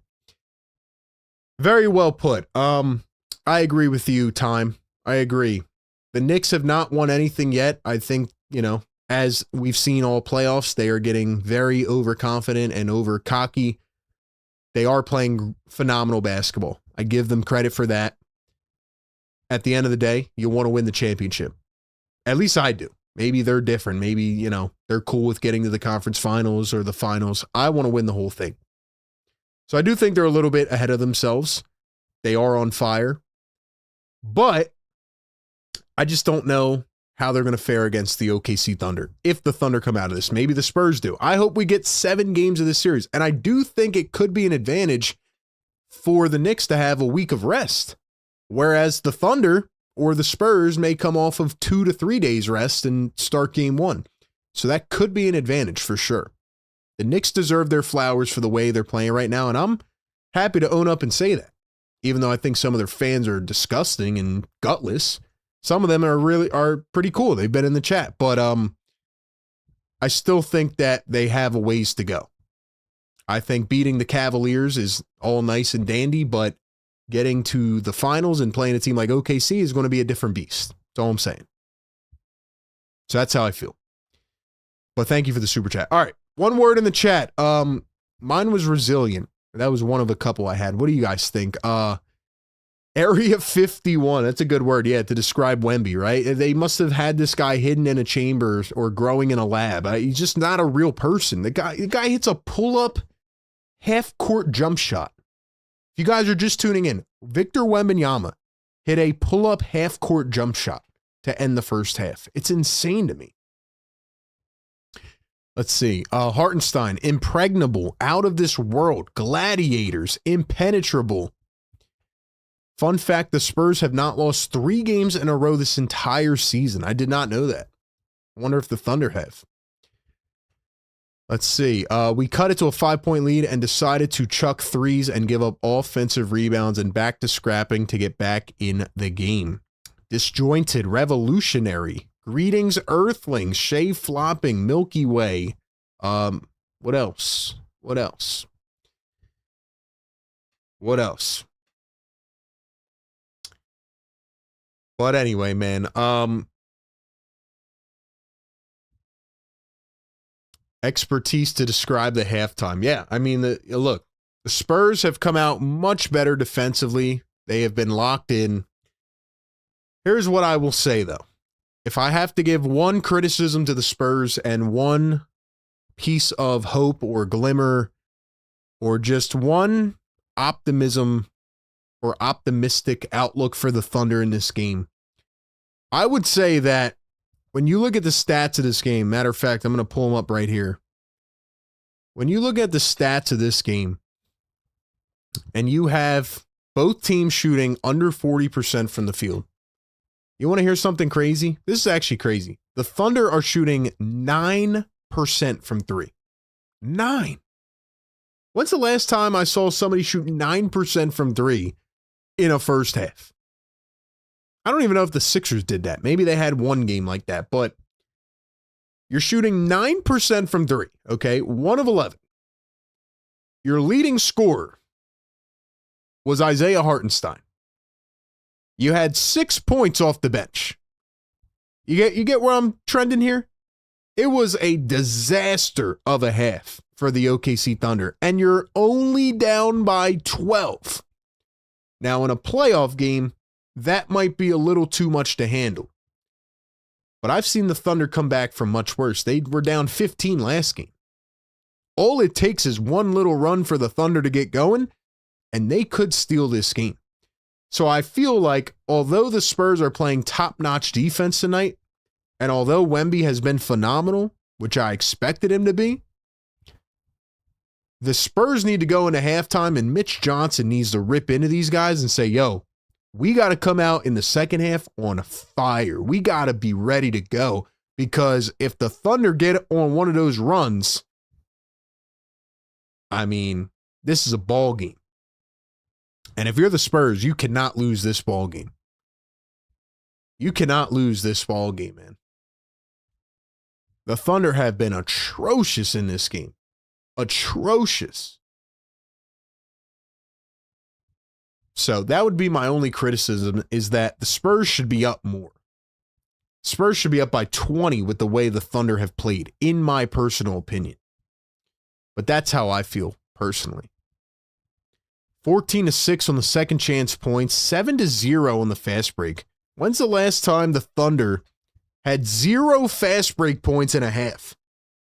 Part of that, I think, is the Thunder just not playing their game. But part of it is the San Antonio Spurs are just playing an amazing defense. To be honest, it's just like game one.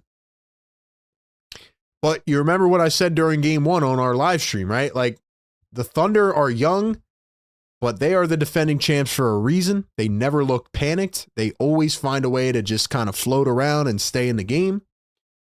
So, yeah, man, I mean, Spurs got to come out and they got to, like, be on fire here to start the second half. You got to really put them away if they're going to play this bad. So that's how I feel. That's how I feel. They got to do different things to get open looks for their shooters. SGA's gotten in the line a bit, but they felt very one-dimensional tonight to me. SGA only has 2 free throws, actually. So, yeah, I mean, they're going to have to figure something else out, man.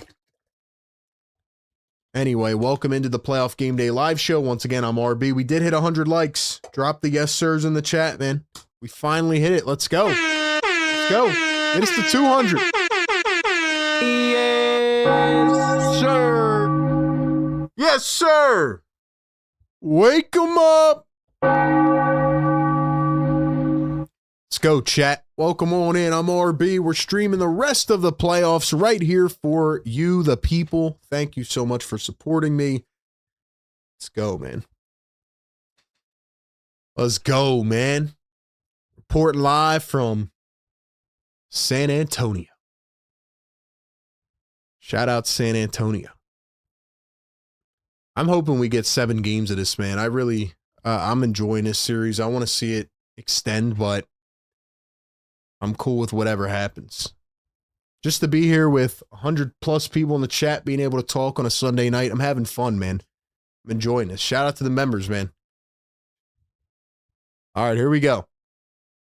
So it is 50-38 after a disaster first half for OKC. Let's go. Here's a 3 from Cason Wallace. Cha-ching. Right off the bat. Right off the bat for Cason Wallace. Here's Stephon Castle. He's going to float it up. Wemby throws it down and one. Yes, sir. Woo-hoo-hoo-hoo. Wemby picking up where he left off. He goes up for the oop. He slams it over Lou Dort and Isaiah Hartenstein, and he gets fouled. Look how long his arm is. Holy smokes. And he flexes on him. The guy is unbelievable. Let's go. Drop some yes sirs in the chat, man. I want to see the chat get more engaged. $5 super chat from AP. Thank you, my man. He says, RB, the Embiid shirts are out now.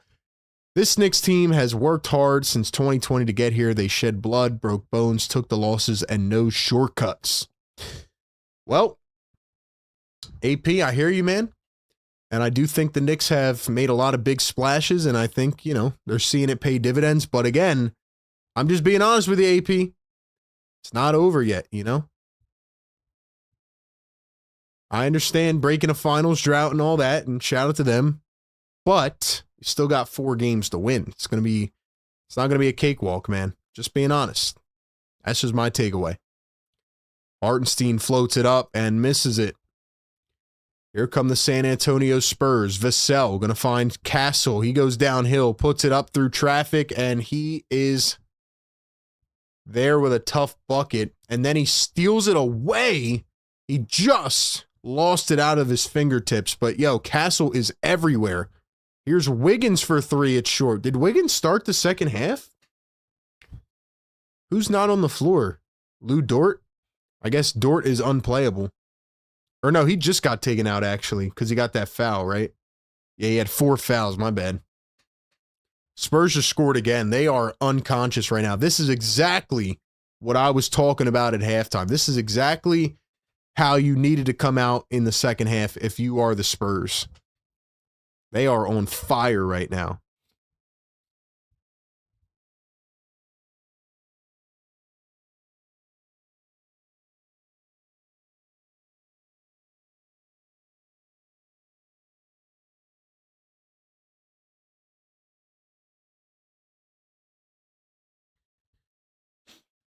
Let's go, chat. Let's go, man. We got Clint in the chat. We got Busy B in the chat. Ellie in the chat. Says Wemby's World.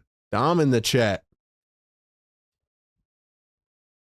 Castle only has 1 turnover tonight. He had 20 in the first 2 games combined. He had, I believe, 2 last game, even though he was one of, what was he? One of, where's my stat sheet at? Let's see. He had, he was 1 of 8 last game. He had 14 free throw attempts, though. Made 11.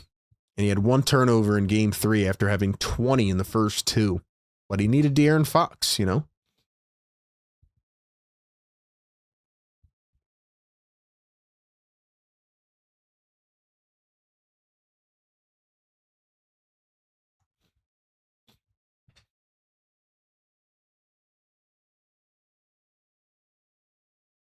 Anyway, if you guys are just tuning in, the Spurs have come out on fire here in the third quarter. Wemby had an and 1 dunk over 2 players after he ended the first half with a pull-up half-court jumper. Just insane stuff. Yeah.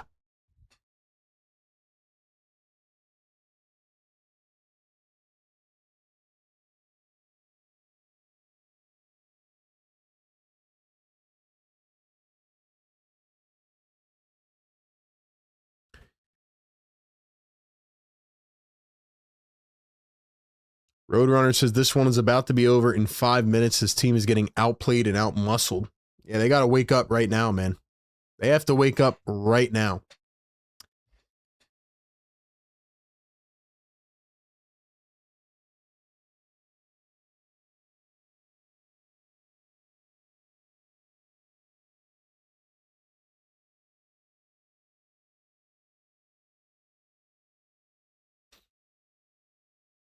He says the series is going to go to 7 games. I hope it does. I would love 7 games of this, man. I really would. This rivalry or this newfound, battle between these 2 teams, I feel like it can be like at least a few-year thing, This series would be awesome with a Game 7. We will be streaming the rest of this series no matter what.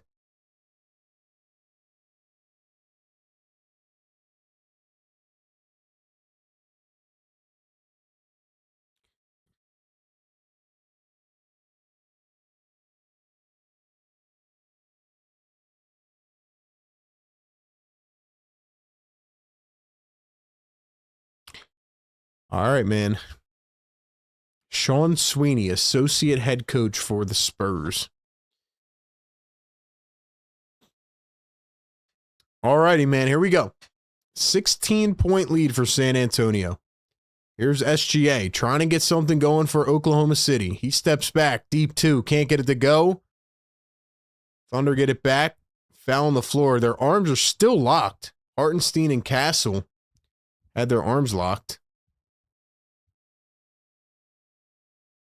Mark Daigneault, 6th season as OKC head coach, 4th longest tenured coach in the NBA. That's crazy.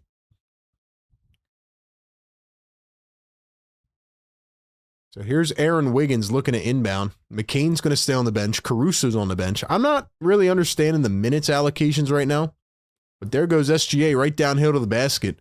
Like, when did Wiggins start getting all this burn? I feel like Caruso should be in there, honestly. Here's Wemby guarded by Chet. Wemby working off the dribble now. I mean, this is crazy. Look at this guy. Look how he moves. Turn, kick. Here's De'Aaron Fox. Had it poked away by Wallace. It's going to stay with San Antonio. I'll be honest, though, man. Like I said, it is hard to get back, you know, when it comes to injuries and team building. Like, this could be the rivalry for the next 5 years, or it may not be, you know? Like, it's hard to get back. Wemby floats up the alley-oop, misses it. Wiggins comes away with it. Here come the Thunder. 9:50 to go in the third. SGA crossover. SGA working against De'Aaron Fox. He's going to kick it up top. Here's Wiggins downhill, turns and spins. Now it's Chet. Now it's Case and Wallace. Wallace going to dribble and drive. Kick it back to Wiggins. The pump fake, the drive. Wiggins steps through, goes up, and he was blocked. Hartenstein gets the rebound, and it's a shot clock violation. So it's going to go back to San Antonio. They're just playing phenomenal defense tonight, man. Got to tip your cap to the Spurs game plan.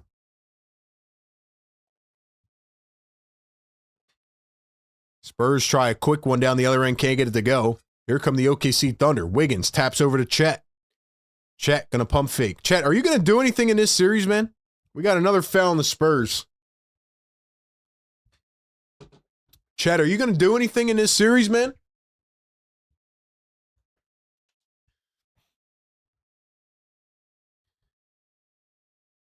Sean Sweeney, a future head coach? Maybe.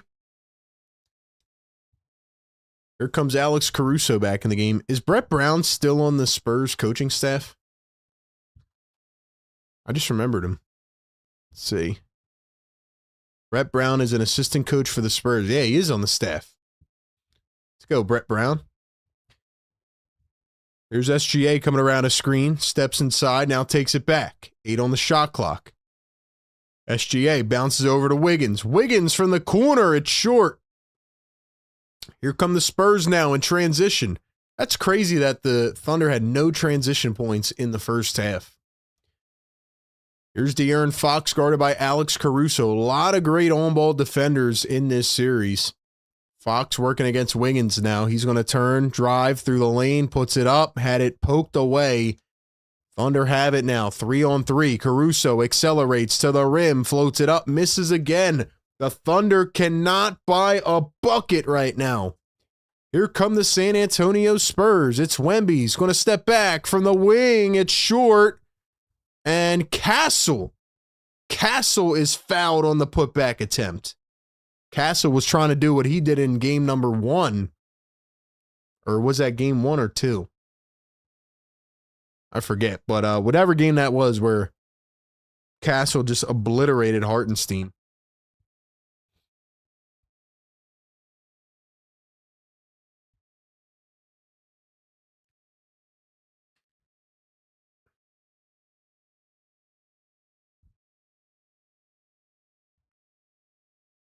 Oh, here we go. They're going to show the replay for me. Castle just obliterated at Hartenstein. Thank you to the broadcast crew for listening in on the stream, I guess. But yeah, real stuff, man. Like, is the Thunder roster just this deep where they can just play anybody they want? I feel like they don't have a lot of rhyme or reason to who they're playing. They're just like, oh yeah, Aaron Wiggins, you'll get 30 minutes tonight. Oh, Jared McCain, you'll get 30 minutes tonight. Like, they just like pick and choose. Oh, Isaiah Joe, I forgot about you. You'll get 20 minutes. I don't know. It's just, maybe they're just the deepest team ever.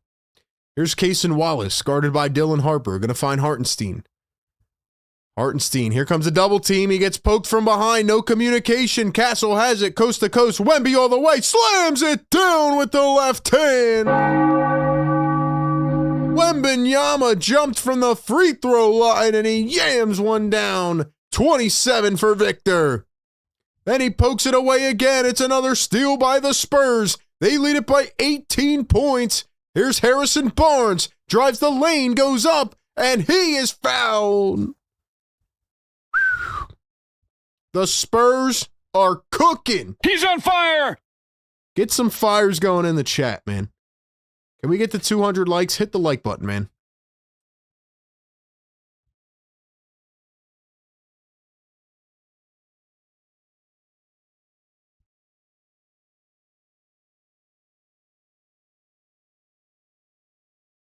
First one good at the line for Harrison Barnes.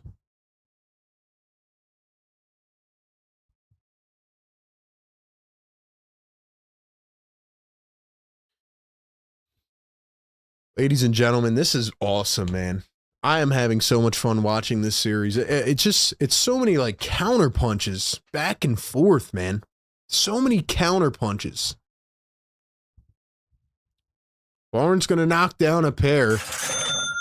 It is now a 20-point ball game. Keep in mind, AJ Mitchell was out tonight. That's a big hit for the Thunder. Like I said, I'm not sure where he got hurt at last game.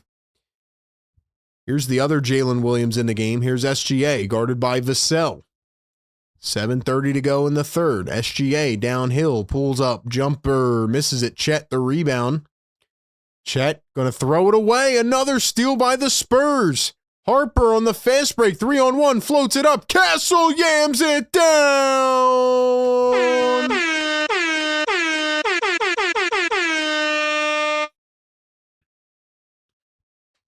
Guys, I'm going to be honest with you. I'm going to be very honest right now. I don't think I ever would have said this in the third quarter of a game in this series. I don't think I ever would have uttered these words. But it's over. It's over!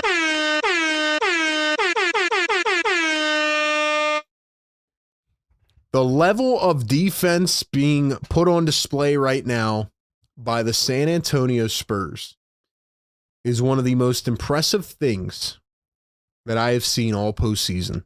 You want to talk about your life is on the line and you're playing defense like this? Holy crap. I know the Thunder are down Jalen Williams. And I know they're down AJ Mitchell. But they can't even get a shot going, man. They're getting poked every possession. They're getting annihilated.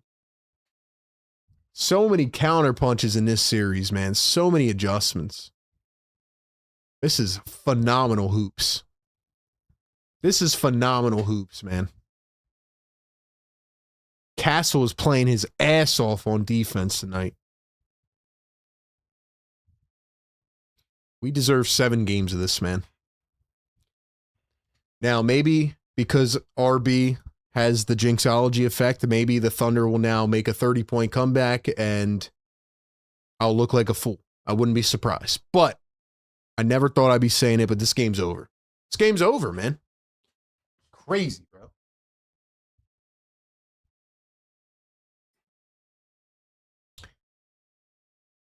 $5 super chat. Riaz says, RB, I said it when the Cavs traded Garland. It was one problem for another.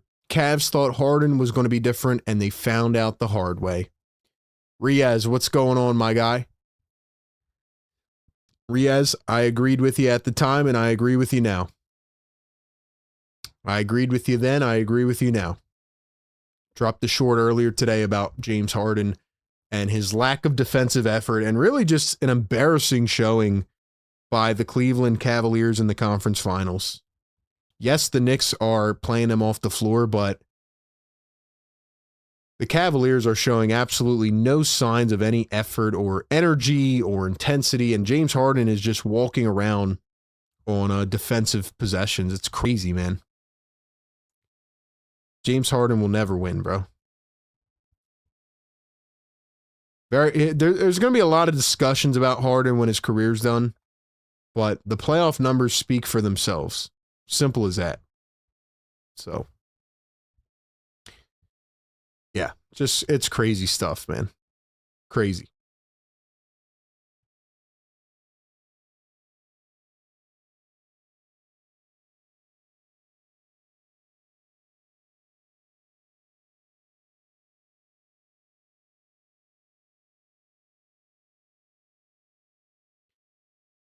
Once again, ladies and gentlemen, welcome into the show. I'm RB. We will be streaming the rest of the playoffs every single game. We'll be live tomorrow night as well for Knicks Cavs game 4. Let's see. Who else in the chat, man? Dom says, is this the Thunder out there, or did random fans put on jerseys and give it a go? Dude, the Spurs are like locking them up right now. This is crazy, man. They're 2 of 10 in this quarter with 4 turnovers alone. Here's Jared McCain around a screen. I have not seen the Thunder get locked up like this. Maybe ever. Chet for 3. It's short. Yeah, they're done, dude. Here comes San Antonio. Maybe the Spurs can get Wemby a little rest time in the 4th if they can blow this away.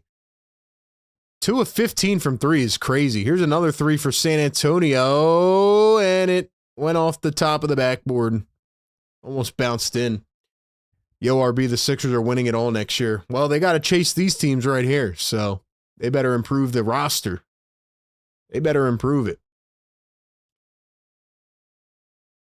Roadrunner says, it's cool. Thunder and 6. We're out of sync, and the Spurs defense is turned up. Give credit where it's due. I respect that. Respect. Here's Chet, going to dribble, drive to the paint, turns, spins, fades, and left it short. I will give the Spurs a lot of credit, man. They are the first team I've seen that is making the Thunder look pretty human. We have not seen the Thunder look human like this. I mean, the Spurs did it, though. They did it during the regular season. They're doing it now. They are cooking, man. I'm not going to lie. I'm not going to lie, man.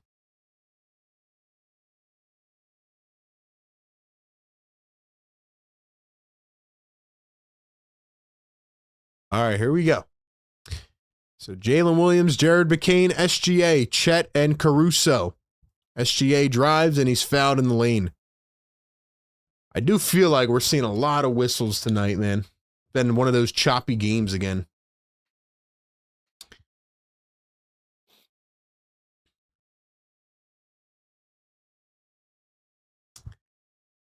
RB, I think Stephon Castle is playing his way into an upcoming max. I mean, Castle is definitely going to get a max if he keeps playing like this. Funniest part is that they don't have to worry about it for another year, so it's called team building.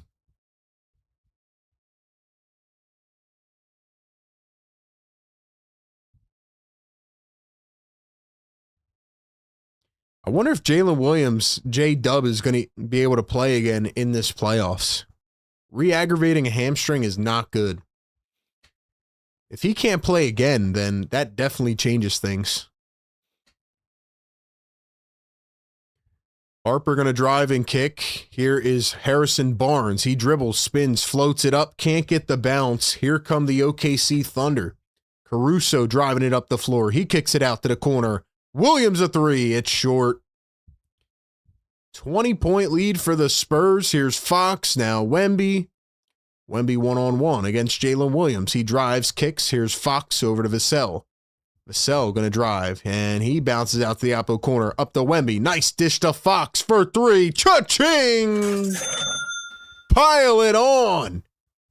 Pour it on. The San Antonio Spurs are making it rain from 3.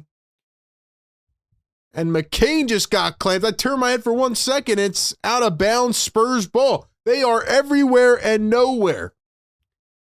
You do not want to see the Spurs coming in your dreams, man. It's a nightmare for the Thunder right now.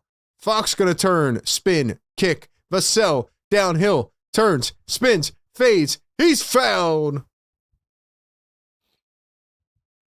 Vassell heading to the line for 2. $2 super chat. A pieces RB. The best defense is the team that wins by 50. Well, I don't think any team's going to win by 50 in this series. Unless you're talking about the New York Knicks for some reason, which you probably are. But yeah, I don't think any of these teams are going to win by 50, but being up 25 right now is pretty impressive. I'm not going to lie.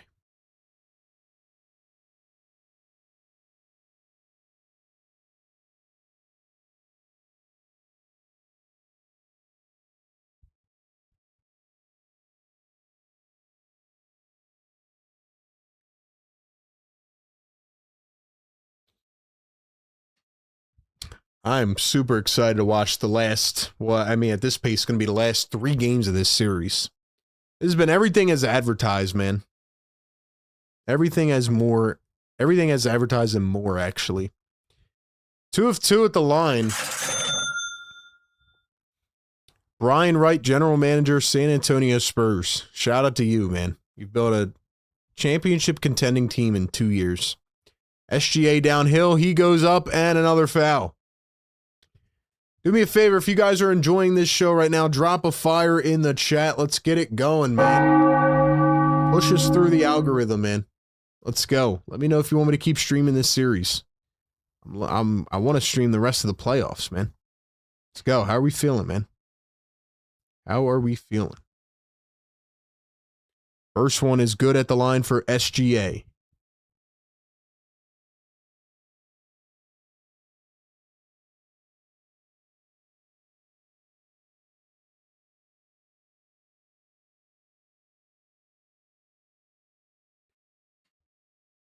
And the second one is good, 70-47.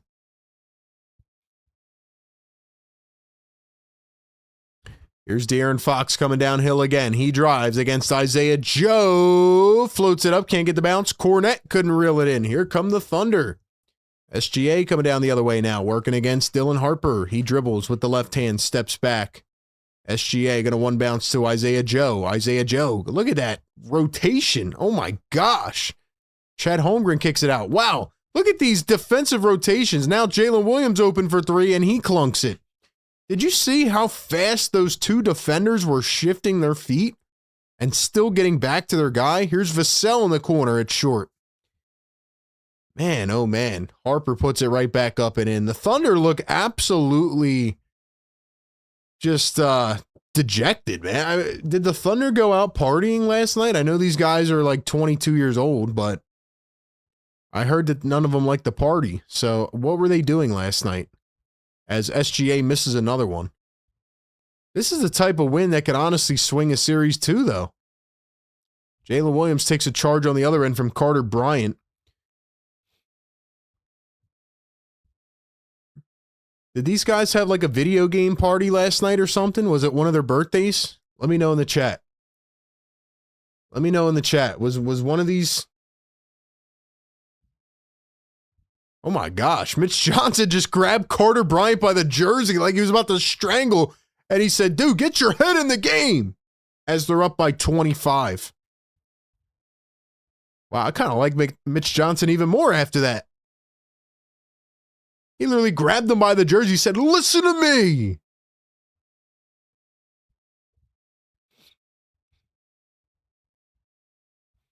Maybe they were, I don't know, out in the city or something. Maybe they were eating food. I don't know what they were doing. It was one of their birthdays yesterday. Like, these dudes look like they were partying the entire night. McCain at the line. He knocks down the first.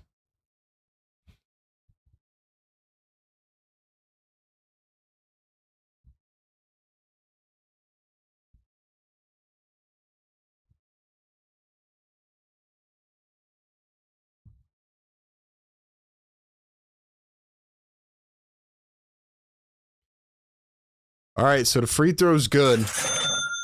Here's De'Aaron Fox, guarded by Isaiah Joe. Here's Champagnie. All these former Sixers on the floor. McCain almost stole the pass. Champagnie gets it back. Here's De'Aaron Fox. Fox going to drive and spin. He turns into the paint, puts it up mid-range. Fox, it's short.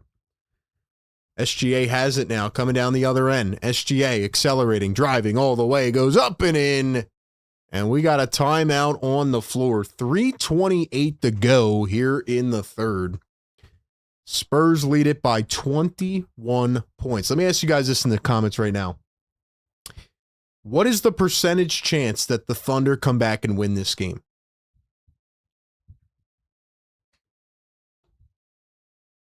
Is it a 0% chance, or is there any percent chance that the Thunder come back and win this game? What percentage chance would you give them to win this game? Thank you to everybody still up here in the comments, man. Before we get back from this timeout, it's a great time to take a moment and tell you once more about our great partners of the show over at National University all season long. Great partners of the show.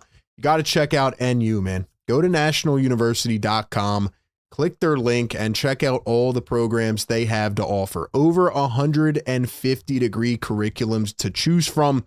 They have areas of study like education, business, marketing, healthcare, psychology, social sciences, engineering, tech, criminal justice, public service, law, and more.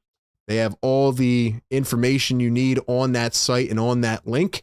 They have a 50-year history of innovative learning and support models for working and non-traditional students. So if you want to go back to school, get that next degree, level up, and just take that advancement in your career, National University is the place to do so. For a limited time, they're offering the Believe and Succeed Scholarship, where students will get up to $6,000 annually towards a bachelor's or master's if accepted. Once again, click the link down below and shout out to National University, where you can juggle school with everything else life has to offer. A great partner of the show for the last 2 years. Shout out to National University for being a proud partner of Philly Take with RB. Thank you to them all season long and for sponsoring our trivia question as well. Looked like a little bit of an animated timeout for the Spurs. We had a foul in the first play back. Carter Bryant was not happy. Maybe he got benched. I don't know. But Wemby's over there on the sideline as well, maybe trying to get him some rest.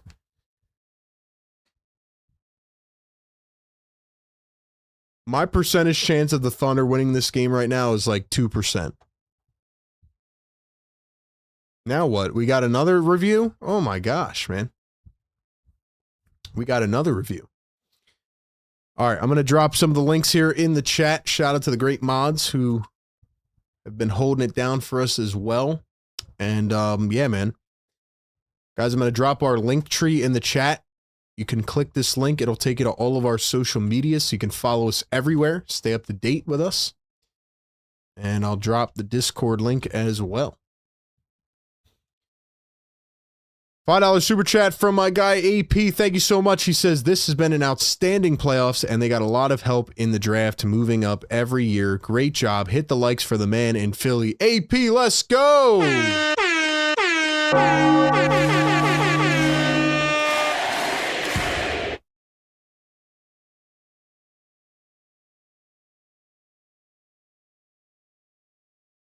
So it's going to be a clear path foul. The call will stand. Shout out to my guy AP, man.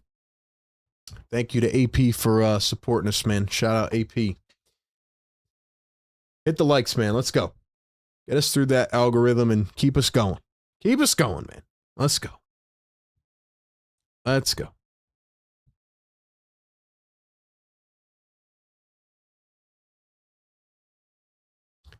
It is a 20-point game right now. 20.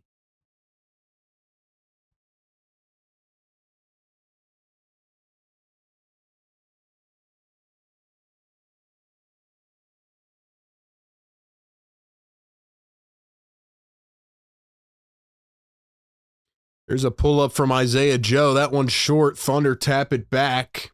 Here come the San Antonio Spurs. Johnson going all the way. Looked like it was tapped by Chet on the other side, but the Spurs get it back. 20-point game now. 2:50 to play. Wemby against Jalen Williams. Wemby backing down. Turns, spins, dishes. Oppo corner stolen away by the Thunder. Here comes SGA. SGA coming downhill. He dribbles. He drives. Kicks. Williams for three. It's short. Spurs trying to save it. They cannot. It's going to stay with OKC. Let's go. I want to hear the chat get active, man. Let's go. Come on, chat. 7%, 25, -9, 2, 45, 10, 25. All right, some good guesses in here. Some good guesses in here. Let's go, chat. Let's go, man. So it seems like the chat from our questions tonight, seems like y'all want us to keep streaming the playoffs. We will keep streaming. And it seems like if we make another NBA channel, you guys will tap into that as well for more general NBA talk. All right, man. So now Chet is nursing an injury over here. It's blood everywhere. It's on Keldon Johnson's jersey, all over him. Jeez, man. Now they're going to wrap up Chet's finger with some tape. Looked like he smacked it against the backboard, and I guess that's how it bursted open. Oh my gosh. Wow, look at that. Oh my gosh, that thing was gushing.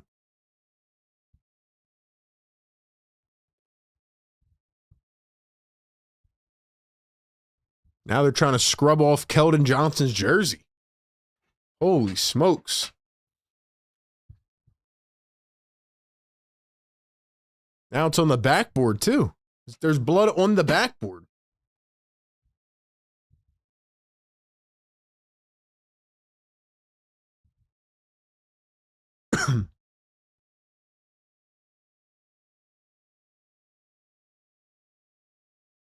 I don't even know what's going on right now. The players are like walking into each other. They're still trying to scrub this blood out of his jersey. And now his undershirt. Game 5 will be on Tuesday night, 8:30 Eastern. Same thing with Game 6 Thursday at 8:30 Eastern. Game 7 would be on Saturday.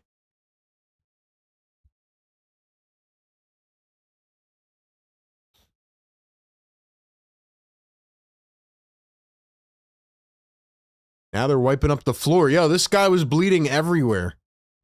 It's on the floor. It's on the backboard. It's on Keldon Johnson. The refs are pointing out other spots on the floor. Yo, they got to like disinfect the entire floor now. They have to wipe it all up. My man's finger was gushing blood. They couldn't even get Keldon in New Jersey? Now they got 6 people out here mopping the floor. Even the mascot was mopping the floor. Let's go.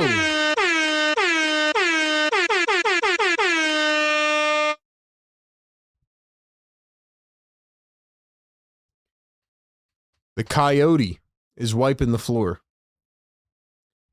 I don't like his eyes, though. It's kind of, it's pretty creepy.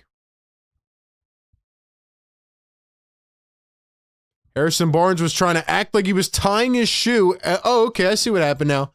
Harrison Barnes was trying to tie his shoe, and Caruso shoved him away, and Harrison Barnes started crying for a foul. I know you've been in the league for a while, Harrison Barnes, but, like, come on now. You're better than this. Play-by-play with JJ in the chat. Let's go! We got an MVP in the chat. Shout out play-by-play with JJ. This guy is spreading blood, RB. Blood, sweat, and tears playoff basketball. This series has been everything and more, man. Everything we could have asked for. They still got a spot on the backboard. Clean it up. Clean it up. They're not going to clean it off. That's crazy. They cleaned everything except the backboard. Okay.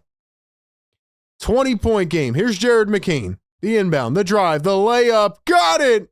Wanted the foul too, didn't get the whistle. They hold it quiet. So now it's a 7-0 run for OKC. It's an 18-point ball game. Fox downhill. He drives, lays it up and in, right back to 20. Woo. Barnes on the steal. Here come the Spurs. 3-on-1. Wemby almost did the impossible. Spurs get it back, though. Wemby grabs it out of thin air. They got Kenrick Williams trying to keep Wemby away from the rim. Fox trying to find Wemby. He steps back. We got a foul on Williams. There's nothing you can do, man. Wemby's trying to get positioning, and he's just everywhere. Guy is not human. Like I said at halftime when he hit a half-court pull-up jumper, he's not human.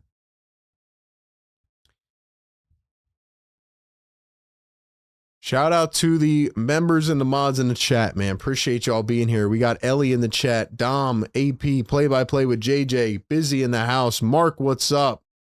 Average, what's up? First one missed by Wemby. RB, you have to admit the Spurs moved up in the draft every year ever since they got Wemby. Take a look for yourself. I mean, yeah, they moved up because they got lucky in the draft lottery. That's why they moved up. But, you know, shout out to them.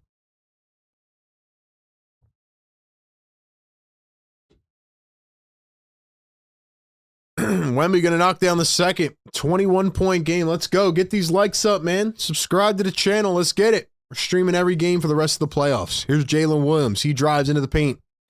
Jalen Williams, number 2, finds SGA. Guarded by Fox. Now he spins. Wemby comes up to show a trap. SGA to Williams. They're leaving him wide open for 3. He airballed it.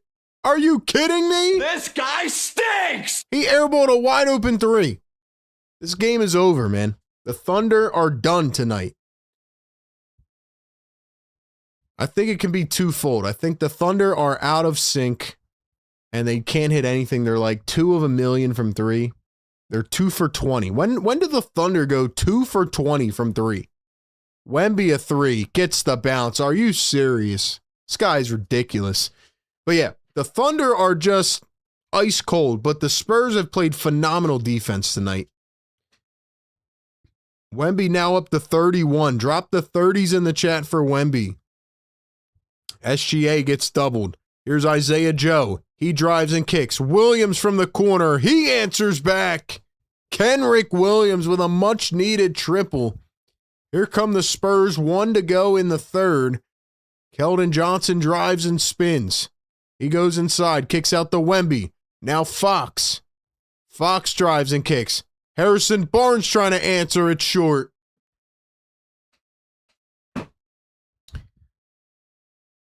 Can the Thunder even get to 60 points by the end of the third quarter? Kenrick Williams for 3. It's good again. Maybe this is what they needed, man. Maybe they needed a dose of Kenrick Williams, who is their longest tenured player. De'Aaron Fox guarded by SGA now. Thunder finally get to 60. Here's Fox. Guarded up by Jared McCain. What a dime. Champagnie taps to Johnson for 3. Too much on it. Wemby couldn't pull it away. And here comes Jared McCain. 10 seconds to go. 7, 6, 5, 4. Behind the back. SGA nowhere to go. Steps back for 3. Can't get it to go. He is absolutely clamped up.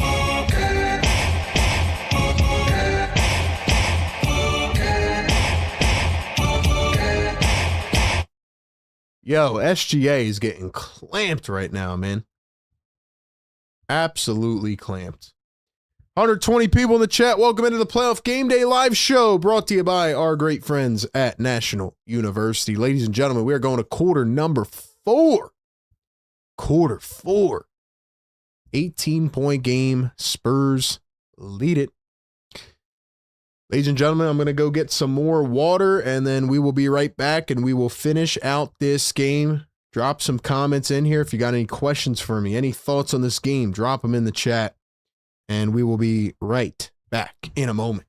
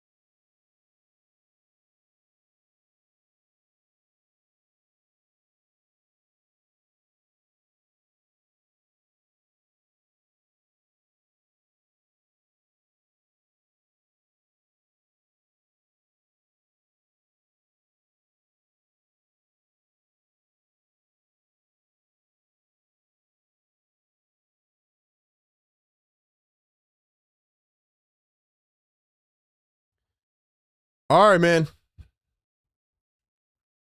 All right, we are back. 1 quarter to go.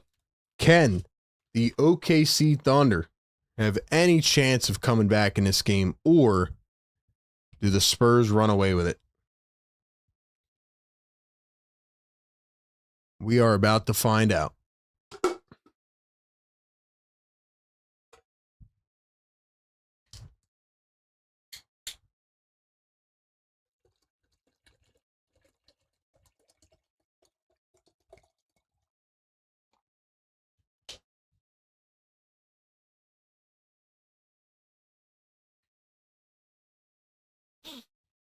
All right, here we go. 18-point game. Harrison Barnes going to find Stephon Castle. It's Castle, Barnes, Vassell, Johnson, and Wembanyama. Johnson to the rim, goes up through contact against Kenrich Williams, and he finishes.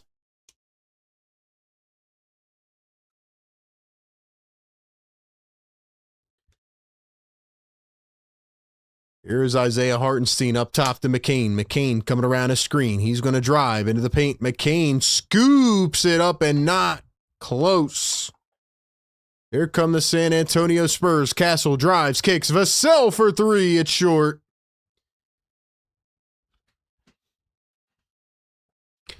Here's Kenrich Williams going to find Isaiah Hartenstein. Hartenstein dumps it off. Dribble handoff. McCain. McCain step back for three. It's short again.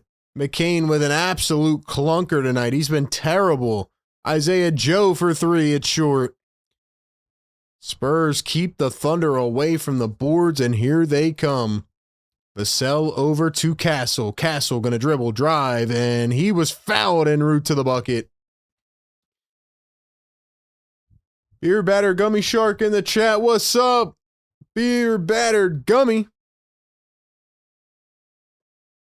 SGA, no change in facial expression on the bench, on the sideline.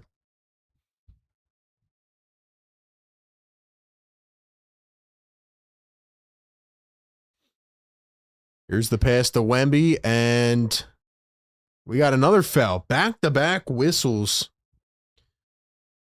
Back-to-back whistles.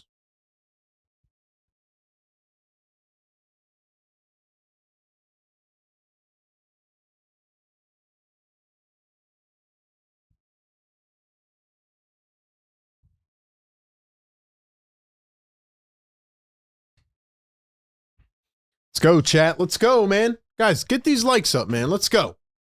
Hit the thumbs up button. Here's Stephon Castle coming around a screen. He drives. He kicks. Barnes for three in the corner. No good.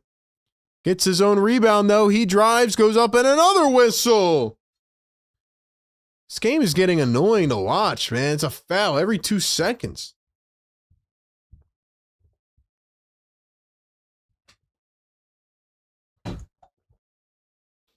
Every 2 seconds, bro, is a foul.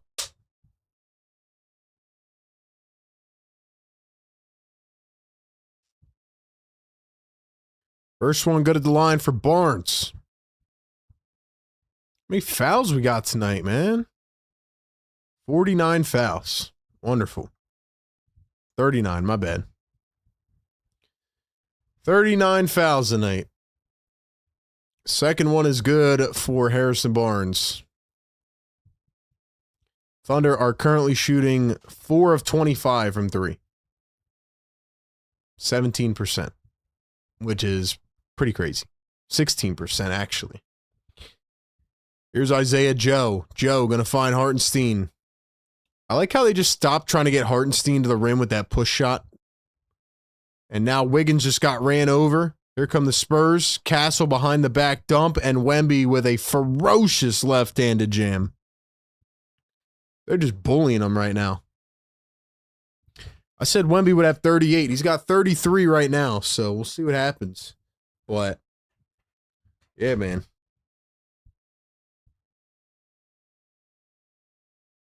Here is Lou Dort, pull up, contested Jay, gets it to go. So it's 84-62.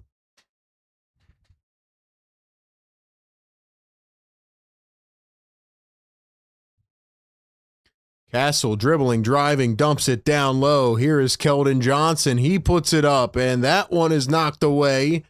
And what did they just call that? I don't even know what Scott Foster's doing, man.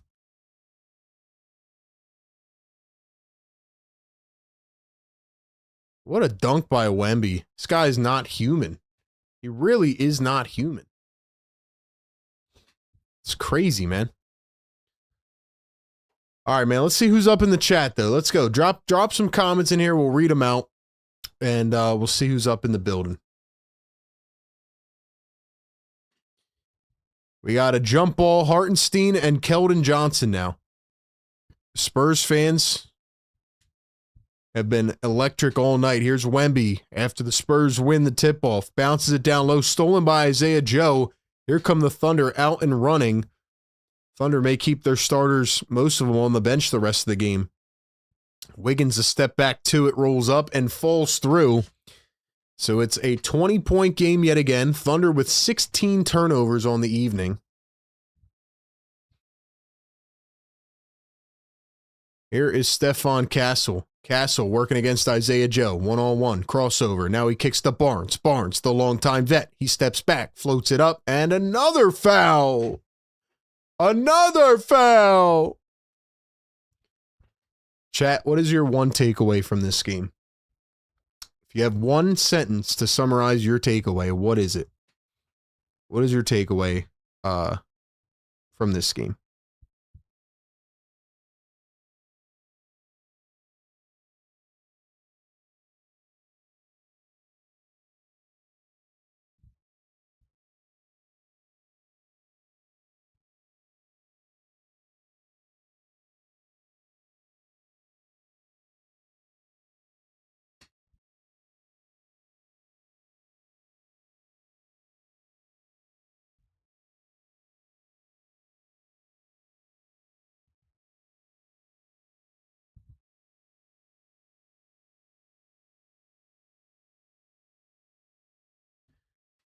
All right, here we go. De'Aaron Fox steps back mid-range, and he gets it to fall.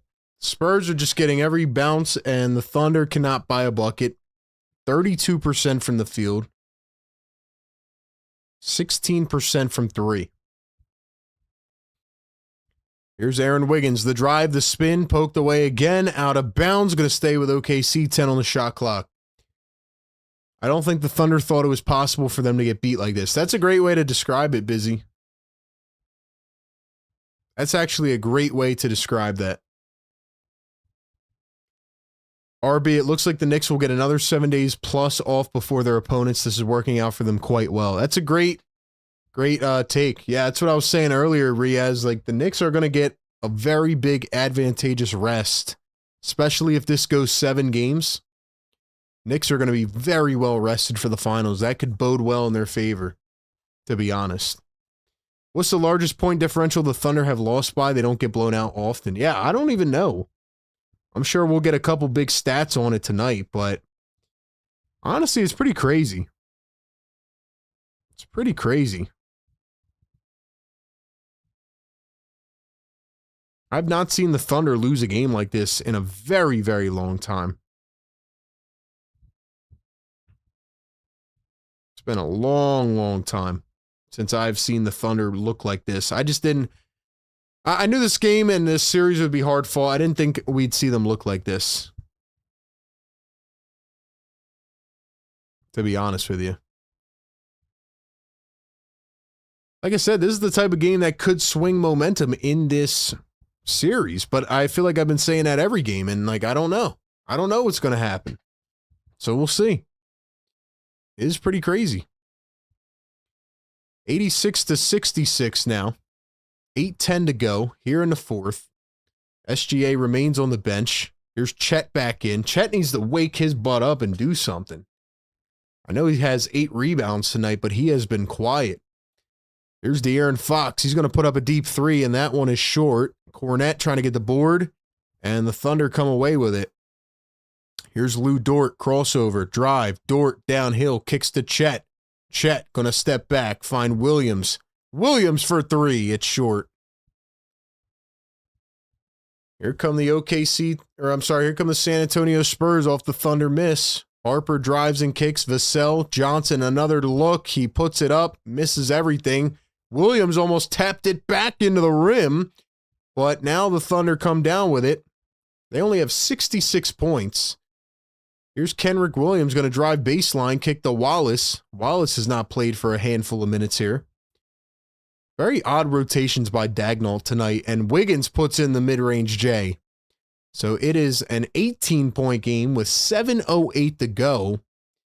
If the Thunder want to try for one more push here, I mean, this is probably the time to put your starters back in, but it has been a very one-sided affair tonight. I think part of it is the Thunder just have absolutely no juice. They can't hit any shots, and part of it is the Spurs have taken them out of their game. At halftime, the Thunder had 0 transition points, which is probably the first time they've done that all season. And right now they have 2 fast break points. So the Thunder usually generate a lot of points off of steals and easy fast break buckets, but they only have 2 points off the break compared to 15 for San Antonio. So there's one big drastic disparity tonight. I do think if AJ Mitchell is out for a couple games, and I mean, it feels like Jalen Williams is not going to come back, but I do think that could affect the Thunder's chances to win this series. Like, they need guys, you know? Injuries suck. But the Spurs are pretty healthy. I'd say they're fully healthy right now, so we'll see.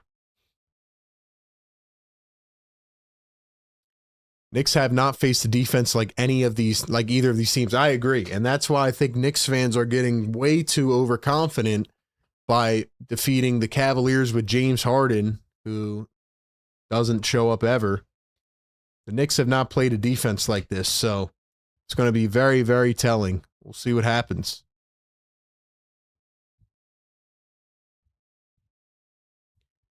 I don't know, man. I thought the Thunder did not really coach a good game tonight. I mean, again, they're not hitting shots, but like, I don't know, man. I just feel personally that the rotations were off tonight for OKC. I feel like a lot was off, you know? That's how I feel personally.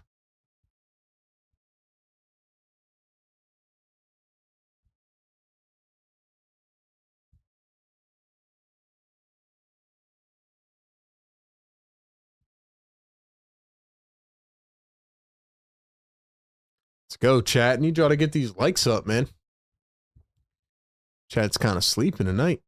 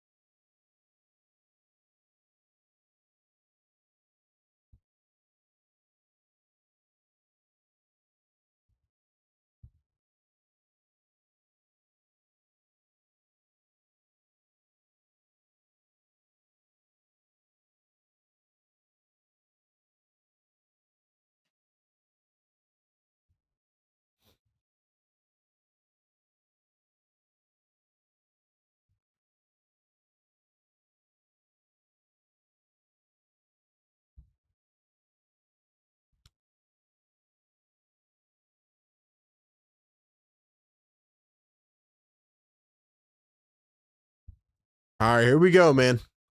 18-point game, 7 minutes to play here in the fourth. Harper going to find the pick and roll. Castle accelerates to the rim. Could not score against Chet. Thunder still have most of their backups in. Here's Cason Wallace, who got the start tonight. Floats it up. Chet under the rim. And Chet is blocked by Cornette. Chet has been a complete non-factor in this playoff series. Chet cannot do anything right now. Here's Case and Wallace coming around the screen. Going to one bounce back to Williams. Williams for three. That one misses in and out. Spurs hold an 18-point lead. 6.5 to go. Almost feels like the Thunder kind of know their fate in this game. They're kind of resting their guys going forward. That's how it feels right now.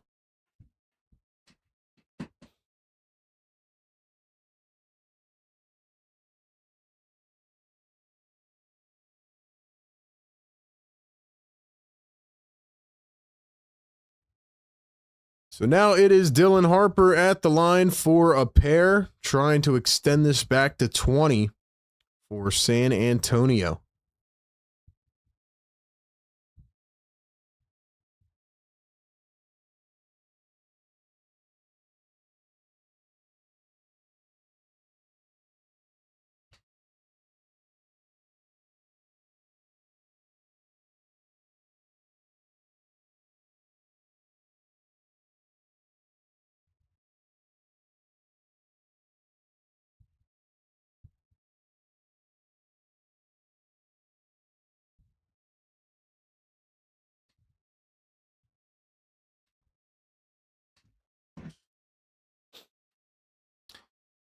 Second one at the line for Dylan Harper. And it is good. Let's go. 20-point game now. Once again, SGA looks on like, get me out of here. Get me back to OKC for game number 5. Here's Lou Dort going to pop a triple. That one off the back iron, picked up by San Antonio. Spurs going to bring it down now. Vassell over to Harper. Harper going to cross over, drive, and spin. Poked away. Here come the Thunder. 3-on-2. Wiggins in transition. A 3. It's short. Goes out of bounds. Going to stay with OKC. $5 super chat from AP says, because the Thunder played a play-in team, then they got LA, who didn't play defense at all. No, they got a real team and they're getting punched. I mean, I don't know, man. Thunder are also down Jalen Williams and AJ Mitchell. I think that's fair. This team played them well all season, though. We knew that this was going to be the best two teams in basketball going toe-to-toe. So I just think that they're playing a good team. I think the Thunder and the Spurs are both really good teams, and they're just battling it out. And, yeah, I mean, the Thunder, like I said, they just couldn't buy a bucket at all tonight. They look absolutely atrocious. But they just can't do anything right now. That's how I personally feel. But, yeah. I mean, if you're talking about the Thunder that way, I mean, I could say the same thing about the New York Knicks, you know? Who did the Knicks play, really? Knicks played the Hawks, who, you know, were a young upcoming team. Wasn't really expected to win this year. They played the Sixers with Joel Embiid hanging on by a thread, and they've played the fraudulent Cavaliers. I just don't think there's that many good teams right now, honestly. See what happens, man.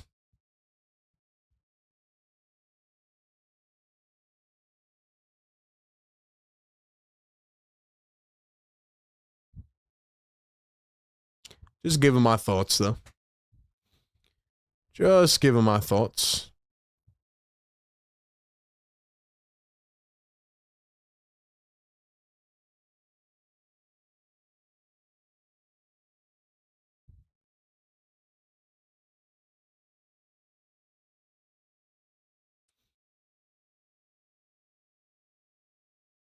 Shout out to everybody in the chat, though, man. Appreciate y'all hanging out with me. We have 6 minutes to go in this ball game. We will be live for Knicks and Cavs game number 4 tomorrow. We'll see if the Knicks can complete the sweep. Then we'll be live for game number 5 of this series on Tuesday night, so we will continue to break it all down.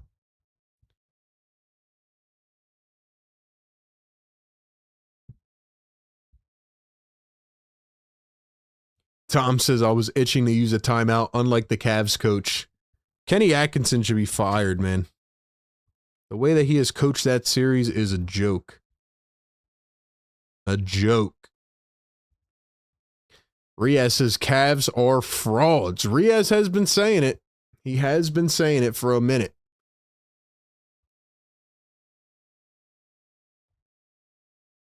Roadrunner says, we got beat tonight. We crapped ourselves. Or no, we shot ourselves in the foot. Chucking threes and got clamped up. Props to Spurs head coach. Got to get ready for the next game. George, what's going on, man? Riaz, what's good? Says whole city is silent right now. I mean, yeah, I mean, Cavaliers are not that good. They're not a conference finals team. Kenny is honored to be his coach. Doesn't see anything wrong with how he's playing. He thinks it's their backline defense that needs to step up. RB, are you streaming Cavs funeral tomorrow? Yeah, I'll be live for Game 4 tomorrow, and then we'll be live for Game 5 of this series on Tuesday and the rest of the playoffs. You guys got to chill on Kenny Atkinson, man. He's not trying to go on a James Harden victory tour, you know?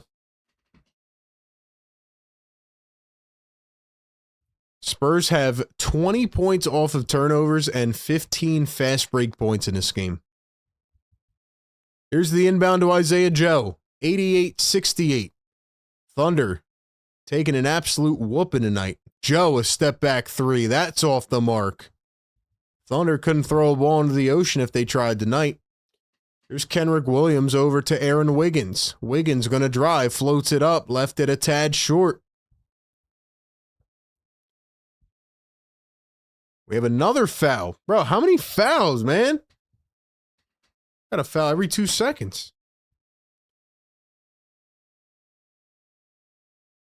It's hard to predict how this series is going to go, man, if I'm being completely honest with you.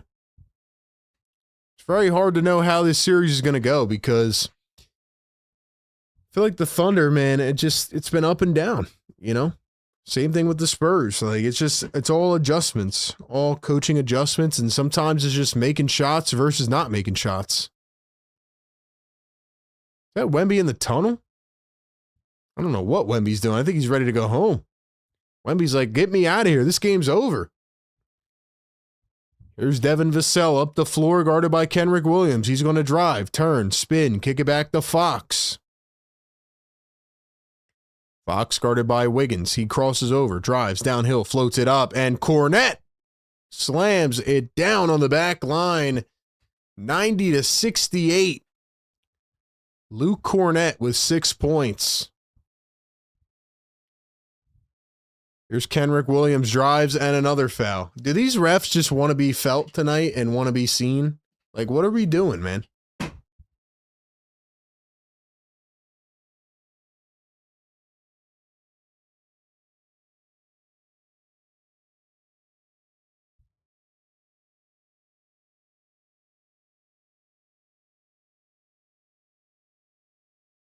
Why did I just see nuns dressed in Spurs jerseys? I'm so confused. Like, they keep showing them. Wemby's over on the stationary bike. So confused, man. Wemby, his head's about to hit the ceiling. Too tall.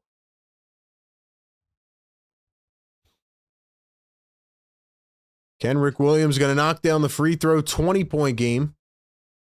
Wemby's still looking on, looking at this scoreboard, seeing how much time is left. 90-70 our score. Here is De'Aaron Fox coming around a screen, guarded by Isaiah Joe. Now switched on to Dort. Fox pull up mid-range, can't get it off the bank. Williams the rebound. Kenrick Williams has played okay tonight.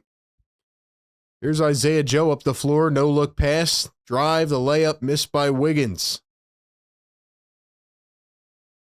Here's Dylan Harper in the corner.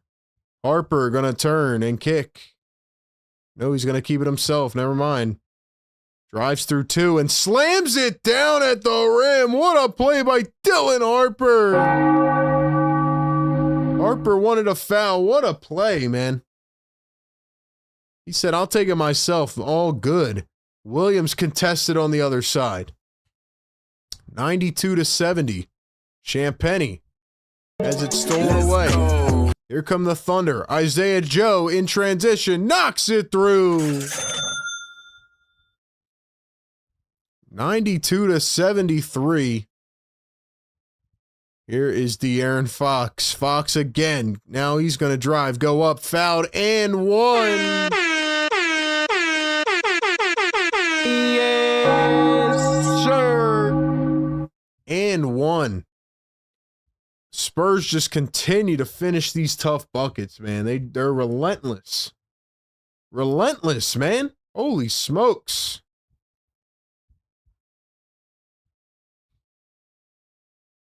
Oh my gosh. $5 super chat. AP says, what defense have we not faced? AP, I don't know what you're saying, bro. AP's talking to the chat, man. AP's trying to defend his New York Knicks.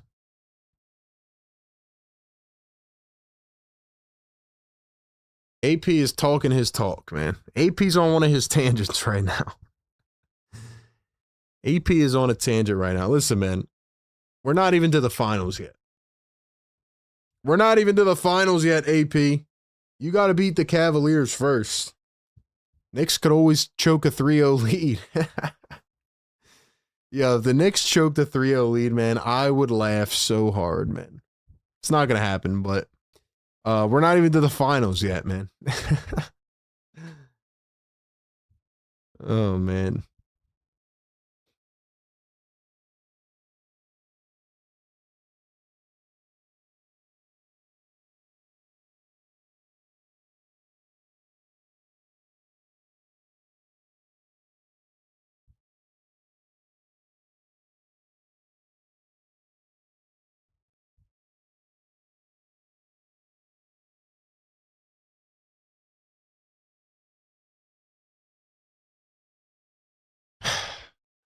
RB, are you buying the LeBron hype back to Cleveland? People here believe it will happen.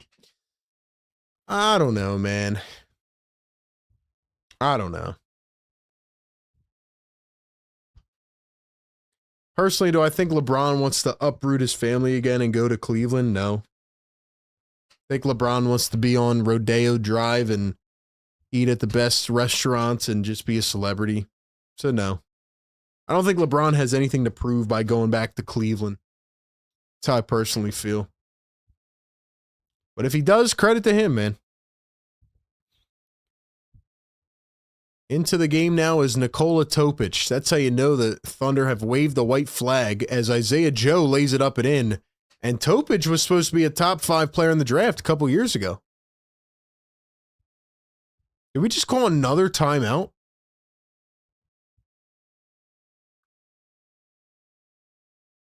Maybe Mitch Johnson is who we thought Joe Mazzulla was.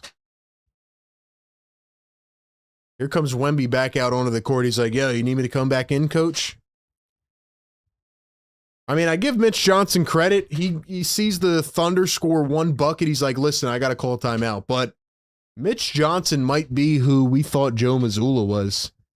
This dude is an absolute psycho, calling timeout after timeout, down by 20. I mean, up by 20 with 2 minutes left. Or 3 minutes left. Like, what?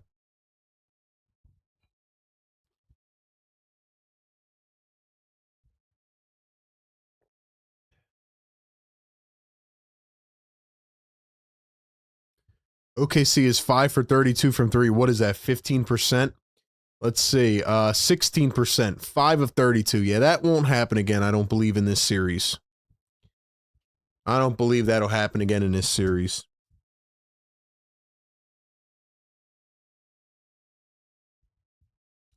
RB, we have bodies we can throw at Wemby. Listen, man, I'm being honest with you, AP. You keep talking about the Spurs, man. I think the Thunder are going to win the series. Even if the Spurs win, like I said, they have a good defense. They still can't stop Wemby. He's got, what, 33 tonight? He's just a beast. He's an alien. Keldon Johnson, deep 3. He misses it. Thunder come away with it. 20-point game. 3 to go. Here's Jalen Williams. Going to hand it off to Topic. Topic going to dribble, drive. The paint goes up, and he's blocked.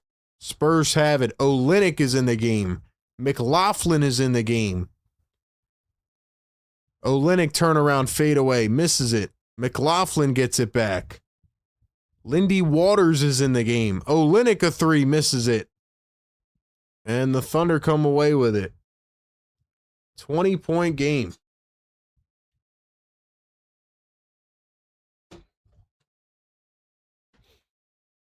And a ball is poked away on the inside. 2:20 to go. Thunder have waved the white flag. It is all but over, barring a wild miracle. Spurs are going to tie this series up 2-2. We're going to head back to the Thunder. It's now a best of 3. Jalen Williams watches on from the bench. AJ Mitchell watches on from the bench. We'll see if they can get him back. Topic just got squashed like a bug. Spurs run it up the floor. Here's McLaughlin in the corner, and he drills it. Who the heck is McLaughlin? Spurs have random bald guys named McLaughlin draining threes, man. Sixers could never, bro. Could never. Spurs steal it away again. It's a 25-point game. McLaughlin to Keldon. Keldon for 3. Short. Let's go. Run the clock out, Thunder. You guys are done. It's been a while since I've seen the Thunder get whopped like this, man. I don't think I've ever seen them actually get whopped since the old days when they were tanking. Isaiah Joe step back 3 and coins it in.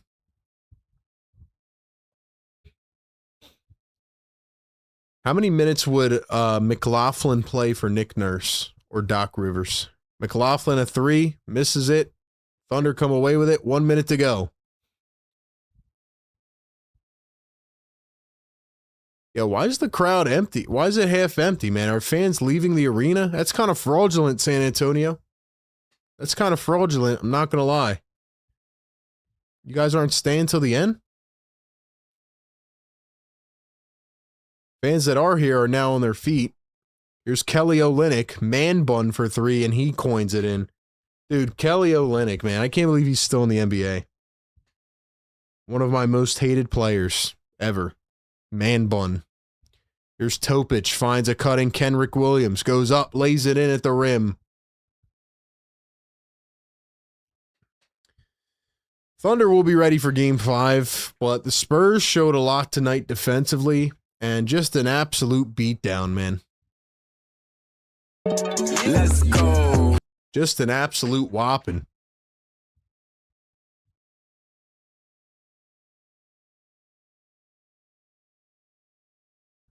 So that is going to do it, man. NBA Playoff Game Day Live, brought to you by National University, powered by the Prize Picks app. $5 super chat from my guy, AP. Thank you, my man. He says, okay, the Cavs are not good. They knocked out the number 1 seed. So what Philly did was a fluke. Since they knocked out the number 2, is Philly a fluke? AP, you're getting defensive, bro. You're getting aggressive in the chat, man. The Cavaliers, to me, are not that good of a roster. I don't feel that the Cavs are that good of a roster. They beat the Detroit Pistons in 7. Pistons proved to be pretty fraudulent because they didn't have anybody behind Cade that could show up big time. Duran disappeared and Tobias was Tobias. What Philly ended up doing, was it a fluke? Well, I just think it's a little bit different because Philly got injured, you know? I mean, we didn't have a good bench, but Joel Embiid got hurt in the next series and, you know, he just wasn't the same. Without your star player being healthy, there's just not much you can do. But no, I don't think the Cavs are that good of a roster. Like I said, I'm not taking away the Knicks of how they're playing. They're playing very well, but there's just not a lot of good teams in the East, man. That's how I feel. Personally, that's how I feel. But yeah, James Harden always does this, man. He disappears. It was a valiant effort by the Sixers on a comeback against Boston. But that's because they finally got Joel Embiid back. As soon as he came back, you know, they make a comeback. But then in series number 2, Joel couldn't even run down the floor. Maxi's dealing with a pinky that needs surgery, and playoff P turned into pandemic P. Anyway, man, that is where I'm at. Ladies and gentlemen, Game 4 is in the books. It was not the most exciting or thrilling, but it did show me a lot. So let's go ahead and let's go take it over to the little post-game wrap-up. And let's talk about this game. Shout out to everybody in the chat. Let's talk about it. All right. Postgame live show brought to you by Prize Picks, NBA Postgame Live. We are continuing to talk about the playoffs even after the Sixers went down because we have built an amazing NBA community.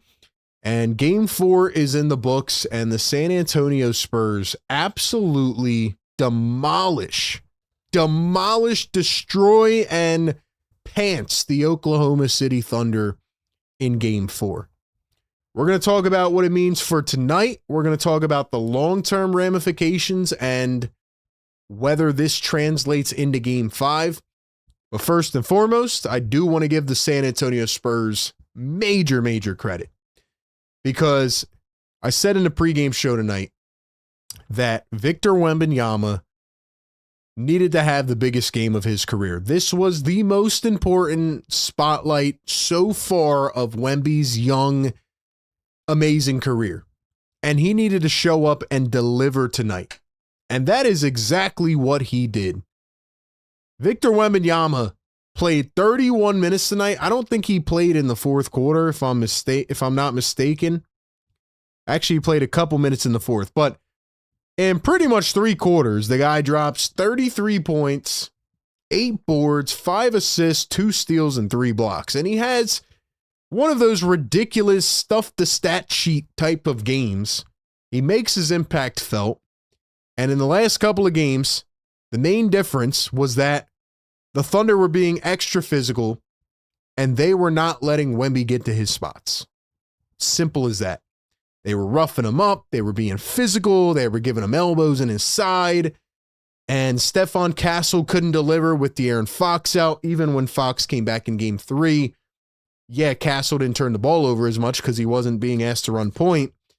But they just couldn't generate the post-entry passes and the looks. And I thought from the opening tip-off tonight, from going on a 14-0 run in the first quarter to getting to halftime, I believe up by 12, not even playing that efficient of a game offensively, they just delivered, and they got him going downhill, and they were physical. The Spurs deserve credit for that, but what they deserve even more credit for is the level of defensive pressure that we saw from the opening tip-off. The main adjustment tonight by the San Antonio Spurs was they put a lot of pressure on SGA. SGA did not play well in Game 1, but they still found a way because of a exponential, outlier, ridiculous game from Caruso with 31 to get it to overtime and then to get it to double OT. And the San Antonio Spurs came back in Game 2 and 3, and they couldn't stop SGA. You know, he was carving them out. He was tearing them apart. No, he didn't have a great efficient scoring game in Game 3, but he was getting to the free throw line, and he was just doing SGA things. So what did the Spurs do tonight off the rip? They went right at SGA. Every time he had the ball, they're showing a trap on a second defender, but what I thought they really did well was rotate. They got back to their guys. They were able to close out. Obviously, we'll get to the Thunder in a second. They did not have it tonight whatsoever, but I wanted to start off by giving credit to the San Antonio Spurs defense because whether it was Wemby in the paint, blocking everything with his 10-foot-long arms, whether it was Stephon Castle, who I thought was amazing tonight against SGA, whether it was Julian Champagnie on the perimeter, whether it was Vassell, even Fox. I mean, every guy had a steal on the team. Olynyk came in at the end, had 3 steals in 3 minutes. Harrison Barnes, Keldon Johnson. There's that play early on in the game where Keldon Johnson, walks in front of Caruso and bats the ball away, and him and Mitch Johnson are face to face, and they're fired up. Spurs defense from start to finish tonight was phenomenal. It has been a very, very long time since I've seen someone make the Thunder offense look like this. So I wanted to get that out of the way. I thought Victor Wembanyama played very intentional tonight. From start to finish, he wanted it. He can get to things that any other player cannot. They do a one-action downhill screen. They float it up. Wemby just takes it out of midair. He throws it down. Before halftime, he pulls up from half court with a mid-court, half-court pull-up jumper. Victor Wembanyama pulled up from half court, not even like a desperation heave. He pulled up a regular jump shot from half court, knocked it down. I think we said everything we needed to in game one, but I will double back and say that Victor Wembanyama is not a human being. He is from a different galaxy. He's from a different planet. He does not exist in this universe. He's unbelievable. Okay, we can all get past that. Wemby is ridiculous. The Thunder tried to throw a lot at Wemby tonight. I thought the coaching adjustments weren't there really. I mean, again, when your team is 9 of 33, or I'm sorry, when your team is 6 of 33 from 3-point range, and at one point, I think in the first half, they were shooting 9% from 3. There's just not much you can do. But I thought the coaching could have been a little better. I thought there was very sporadic rotations, like Aaron Wiggins got 20 minutes in this game, and Kenrick Williams got 23, and Jalen Williams, the second, got 22. Caruso only got 14 minutes. I didn't understand that at all. Caruso's been one of your best bench players in this playoffs. Why did he only get 14 minutes? I didn't understand a lot of what Mark Daigneault did tonight. With that being said, we talked about the Spurs, what they were able to do to the Thunder. This was one of those games as well where the Thunder did not have it. They missed a million wide open threes. They could not get to their spots because of the Spurs' defensive pressure, but Jared McCain went 1 of 10 off the bench. Aaron Wiggins went 2 of 11. Jalen Williams went 1 of 7. The bench has been key the last couple of games, especially last game where they outscored the Spurs by a million. And tonight, for most of the game, they had no bench at all. So even 9 minutes into this ball game, the only offense for the Thunder was Isaiah Hartenstein, who started the game off with 4 back-to-back push shots over the long outstretched arm of Victor Wembanyama. Nobody else for the Thunder even scored in the first 9 minutes. And in that first quarter, it looked like it was going to be a blowout from start to finish. The Spurs went on a 20-4 run in the first quarter. Now, right after that, the Thunder came back after a timeout, and they got SGA going. They went on a 10-0 run. But after that, in the second quarter, the Spurs came back and answered with a 29-9 run. And yeah, there was just nothing that the Thunder could do right tonight. They couldn't hit any shots. They couldn't get downhill. And I do think A.J. Mitchell not playing this game, being that spark plug all season off the bench as the number 6. Yeah, I just honestly don't think that the Thunder had enough guys tonight that could step up. They're very deep. They go 15 deep into their bench. But A.J. Mitchell not being there tonight really hurt them. And on top of that, not having J-Dub, Jalen Williams, is really starting to hurt them as well, because he's another guy that can dribble downhill. He's another guy that can get to his spots, that, can just create for himself. And I think the rest of the Thunder guards can do that. But it's just a lot easier for a Jalen Williams. It's a lot easier for him and SGA working in tandem, being that duo. And they just did not obviously have that tonight. Cason Wallace was 2 of 8. Chet, oh my gosh, Chet was 3 of 8. This guy has been non-existent in this series. I know he had 9 boards tonight, but he's not playing any defense. He's getting taken advantage of by Wemby. And all series long, Chet has been absolutely quiet. And I think it's hurting the Thunder in a multitude of ways. And you could just tell the Thunder were not playing their game at all. The Thunder had 7 fast break points tonight, which all came in the second half. They had 0 in the first half. And I don't know if the Thunder have ever had 0 fast break points in the first half. I mean, they are literally, one of the main components of their team is being predicated on getting easy points in transition, stealing the ball with great defensive intensity, and, creating steals that generate easy looks down the other end, coast to coast, easy transition points. Their head was not in it at all tonight. So, again, don't want to take away credit from the Spurs. We found out who they were tonight, and it's a team that is going to push this Thunder team to the brink of elimination. I mean, I think I'm pretty confident in saying that this is going to go 7. It is an absolute battle. It is a heavyweight fight. Coaches are making adjustments. I loved Mitch Johnson's energy tonight. I wish my own team had a coach with that much fire. This dude was out there. He brings in a rookie, Carter Bryant, and Carter Bryant makes one mistake as they're up by like 20-something, and he grabs him by the jersey, and he reels him in and starts ripping him to shreds like he was going to strangle him or something. Like, that type of energy right there shows me just how much fire the Spurs have, even though they are young and it's their first journey and their first playoff run with Wemby and Harper and Castle. These dudes are just fighting, man, and I love it. I love it. Honestly, this series is bringing back a lot of nostalgia. Like, it just feels like a very defensive-minded series, very coaching-heavy series, and I love it. I love what I'm seeing. You don't know what to predict, man. I mean, look at game 1 and game 4 versus games 2 and 3. Like, it's just been drastically different based on, obviously, you know, some nights you have it, some nights you don't, but just the coaching and just, I just love the way this series is progressing, to be honest. So anyway, man, that's how I feel. And this series has been awesome, and I think it's going to be pushed to 7. I do think that that will potentially give the Knicks an advantage in the NBA Finals if they complete the sweep tomorrow against the Cavaliers, because, you know, they could have a week of rest, and whoever wins this series might have 2 to 3 days. So at the end of it, man, I just thought the Spurs controlled this game from start to finish. They out-rebounded them 52-47.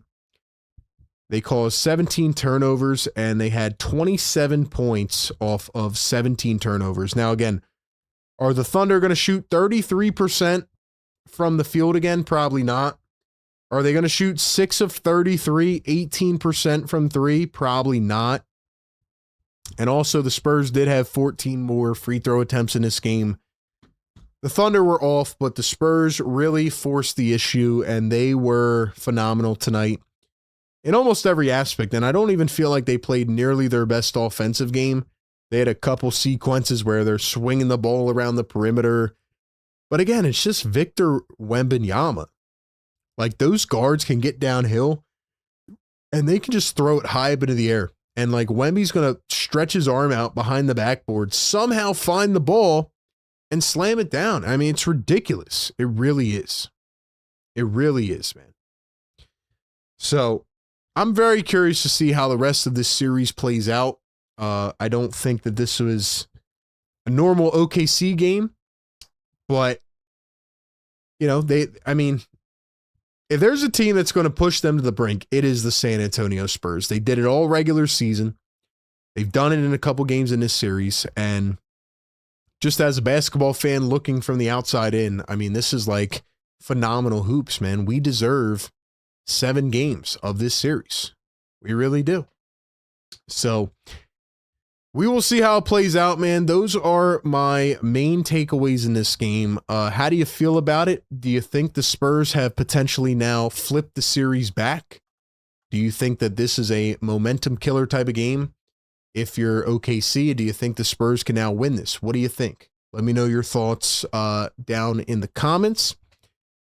I'll give you my final thoughts on this game, and then we'll get ready for tomorrow night, where we will be back streaming Knicks Cavs Game 4, and then we'll stream Game 5 of this series again on Tuesday night. $5 super chat from AP says the Knicks are getting people fired. Daryl got fired. Kenny Atkinson may lose his job. I can't wait to see how you going call it. How you going call it when got that Eastern Conference Finals. Don't know what that means. AP, thank you for the super chat. Like I said, Knicks fans, you know, the Knicks have been playing good. I feel like you're a very needy fan base when it comes to attention. You haven't won anything yet. And once again, I will reiterate, yes, the Knicks are playing good basketball, but I think they're doing it against some subpar opponents. So, like I said, double-edged sword. I think the New York Knicks have not seen a defense like the Thunder or the Spurs. But who knows? Maybe they can give them a run for their money. We will see. But first, we have to find out who is going to win this series. Is it going to be OKC or is it going to be San Antonio? Do you think the momentum has flipped in this series? That is what I want to know. Give me your thoughts in the chat. Before I give you my final thoughts, got to give one more shout out. Let you know this one's brought to you by Prize Picks post-game show presented by Prize Picks. The regular season has been wrapped up. The playoffs have been electric. What a series we're watching right now. There's no better way to cash in on high-flying hoops action than with Prize Picks, a preferred partner of the NBA. Every bucket, every dime, every win means more. When you're playing on Prize Picks, don't pass up your next shot and get $50 instantly in lineups when you play your first $5. You know they're awesome player picks. You can parlay all of them on any sport, anytime. Pick them on the mores or the lesses, 2 to 6 player stat projections, and get in on all the action today. Prize Picks is available in all 50 states, including California, Texas, Florida, and Georgia. They have the flex plays, the power plays for more flexibility or bigger payouts. And my favorite feature, the stacks feature, where you can pick the same player up to 3 times in the same lineup. If you want to make picks on your favorite players, points, rebounds, and assists, for example, pick them all in the same lineup, only on Prize Picks. They also offer early payouts.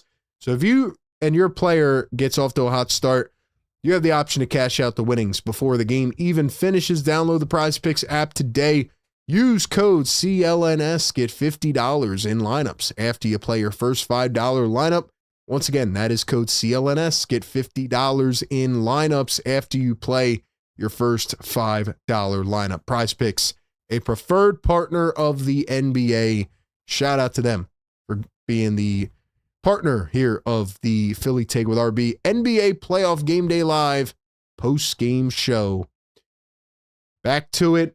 We have our final thoughts wrapping up.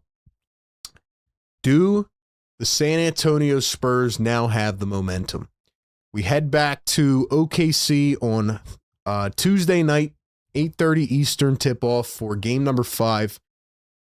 A game, honestly, where now I guess the pressure does kind of shift back to OKC. Even though this is a young group, I've described them as resilient. They are the reigning champions for a reason. Even tonight, looking at them on the bench, you kind of know when it's not your night. They never panic. You know, they never get flustered. Their coach has created and instilled a system where everybody believes in everybody. Sometimes it's certain guys' nights. Sometimes it's others' nights. And when I look at the Oklahoma City Thunder, I just don't think of a team that's just going to now implode and give up. I think they're going to come back with their best shot on Tuesday night. I do believe they have to win that game. As crazy as it sounds, right? And I do think it's going 7. But if the Thunder are to lose game 5 on their home floor and then have to travel back to San Antonio to get game 6, looking at how that crowd was tonight, how electric they were, how juiced up they were, I just think that that's going to be a very tall task. So I think the Thunder have to bounce back. They have to make adjustments against Wemby. You're not going to completely shut him down, but you got to stop him somehow. You got to limit him somehow. He can't have 33 and 8, 5, 2, and 3 again. And they have shown at certain points in this series that they've been able to do that. So I do think the Thunder will come back with a punch. If the Spurs can sneak out a win somehow, I think they're in the driver's seat to win the series. But that is just the exciting, intriguing back and forth storyline of this series. I mean, it's been very fun. It's, like I said, a lot of counter punches, a lot of back and forth, just seeing teams adjust to what the other's doing. And I just feel like there's been a lot of it in this series. But also, again, like sometimes it's just you have to make your shots, and the Thunder just could not buy a bucket tonight. And it happens. You have games like that. Felt like game 1 was like that. They just somehow came back in the fourth quarter. I will say, I thought the Thunder kind of waved the white flag a little bit early tonight. They even brought it within like 16 or 18 with like 7 minutes to go, and they never put SGA back in. It just felt like they kind of gave up early on this. I don't know. Maybe that's my takeaway. But, you know, we'll leave it to them to see what they do. I do believe the Thunder will come back and bounce back and win game 5. But like I said, it feels like a must win for them. And this has been really phenomenal high-level hoops. And we'll see if the Spurs have a little magic in them and can win another one on Tuesday night. All I know is that SGA won that second straight MVP trophy. Well, 6 of 15, even though he was one of the better players for OKC tonight, that's not going to cut it either. You know, I think AJ Mitchell is a player to really keep an eye on, see if he can play. And same thing with Jalen Williams, you know. So we'll see what happens. But nonetheless, man, appreciate everybody for coming through. Again, it is the post-game wrap-up here on the NBA Playoff Game Day Live Show. We are constantly doing this extra content for all of you. We've been dropping a ton of content on our social medias, so make sure you follow us everywhere at Philly Take with RB. Make sure you subscribe to our YouTube channel and continue to rock with your boy, man, as we watch and react to the rest of the playoffs. Blowout game tonight. It's been a long time since we've seen the Thunder get whopped like this. Probably would have been a 40-point game if we're being honest, if it continued the way it should have. But now we'll see who can bounce back again. It's been like I said, a 12-round fight. A lot of counter punches. We'll see what's next, man. This is the post-game show brought to you by Prize Picks. Shout out to everybody in the chat, the members, the mods, and everyone else. I will see all of you tomorrow night. We'll see if the New York Knicks can be the first team to punch their ticket to the NBA Finals. It's crazy. We're getting down to the knit and grit, man. About to be down to 2 here in the next week or so. So we'll see, man. Do the Cavaliers have any fight in them? Probably not. Probably not. We'll see, though. Break it all down, man. Shout out to all of you. Thank you for being here. Philly Take with RB. Post-game live show.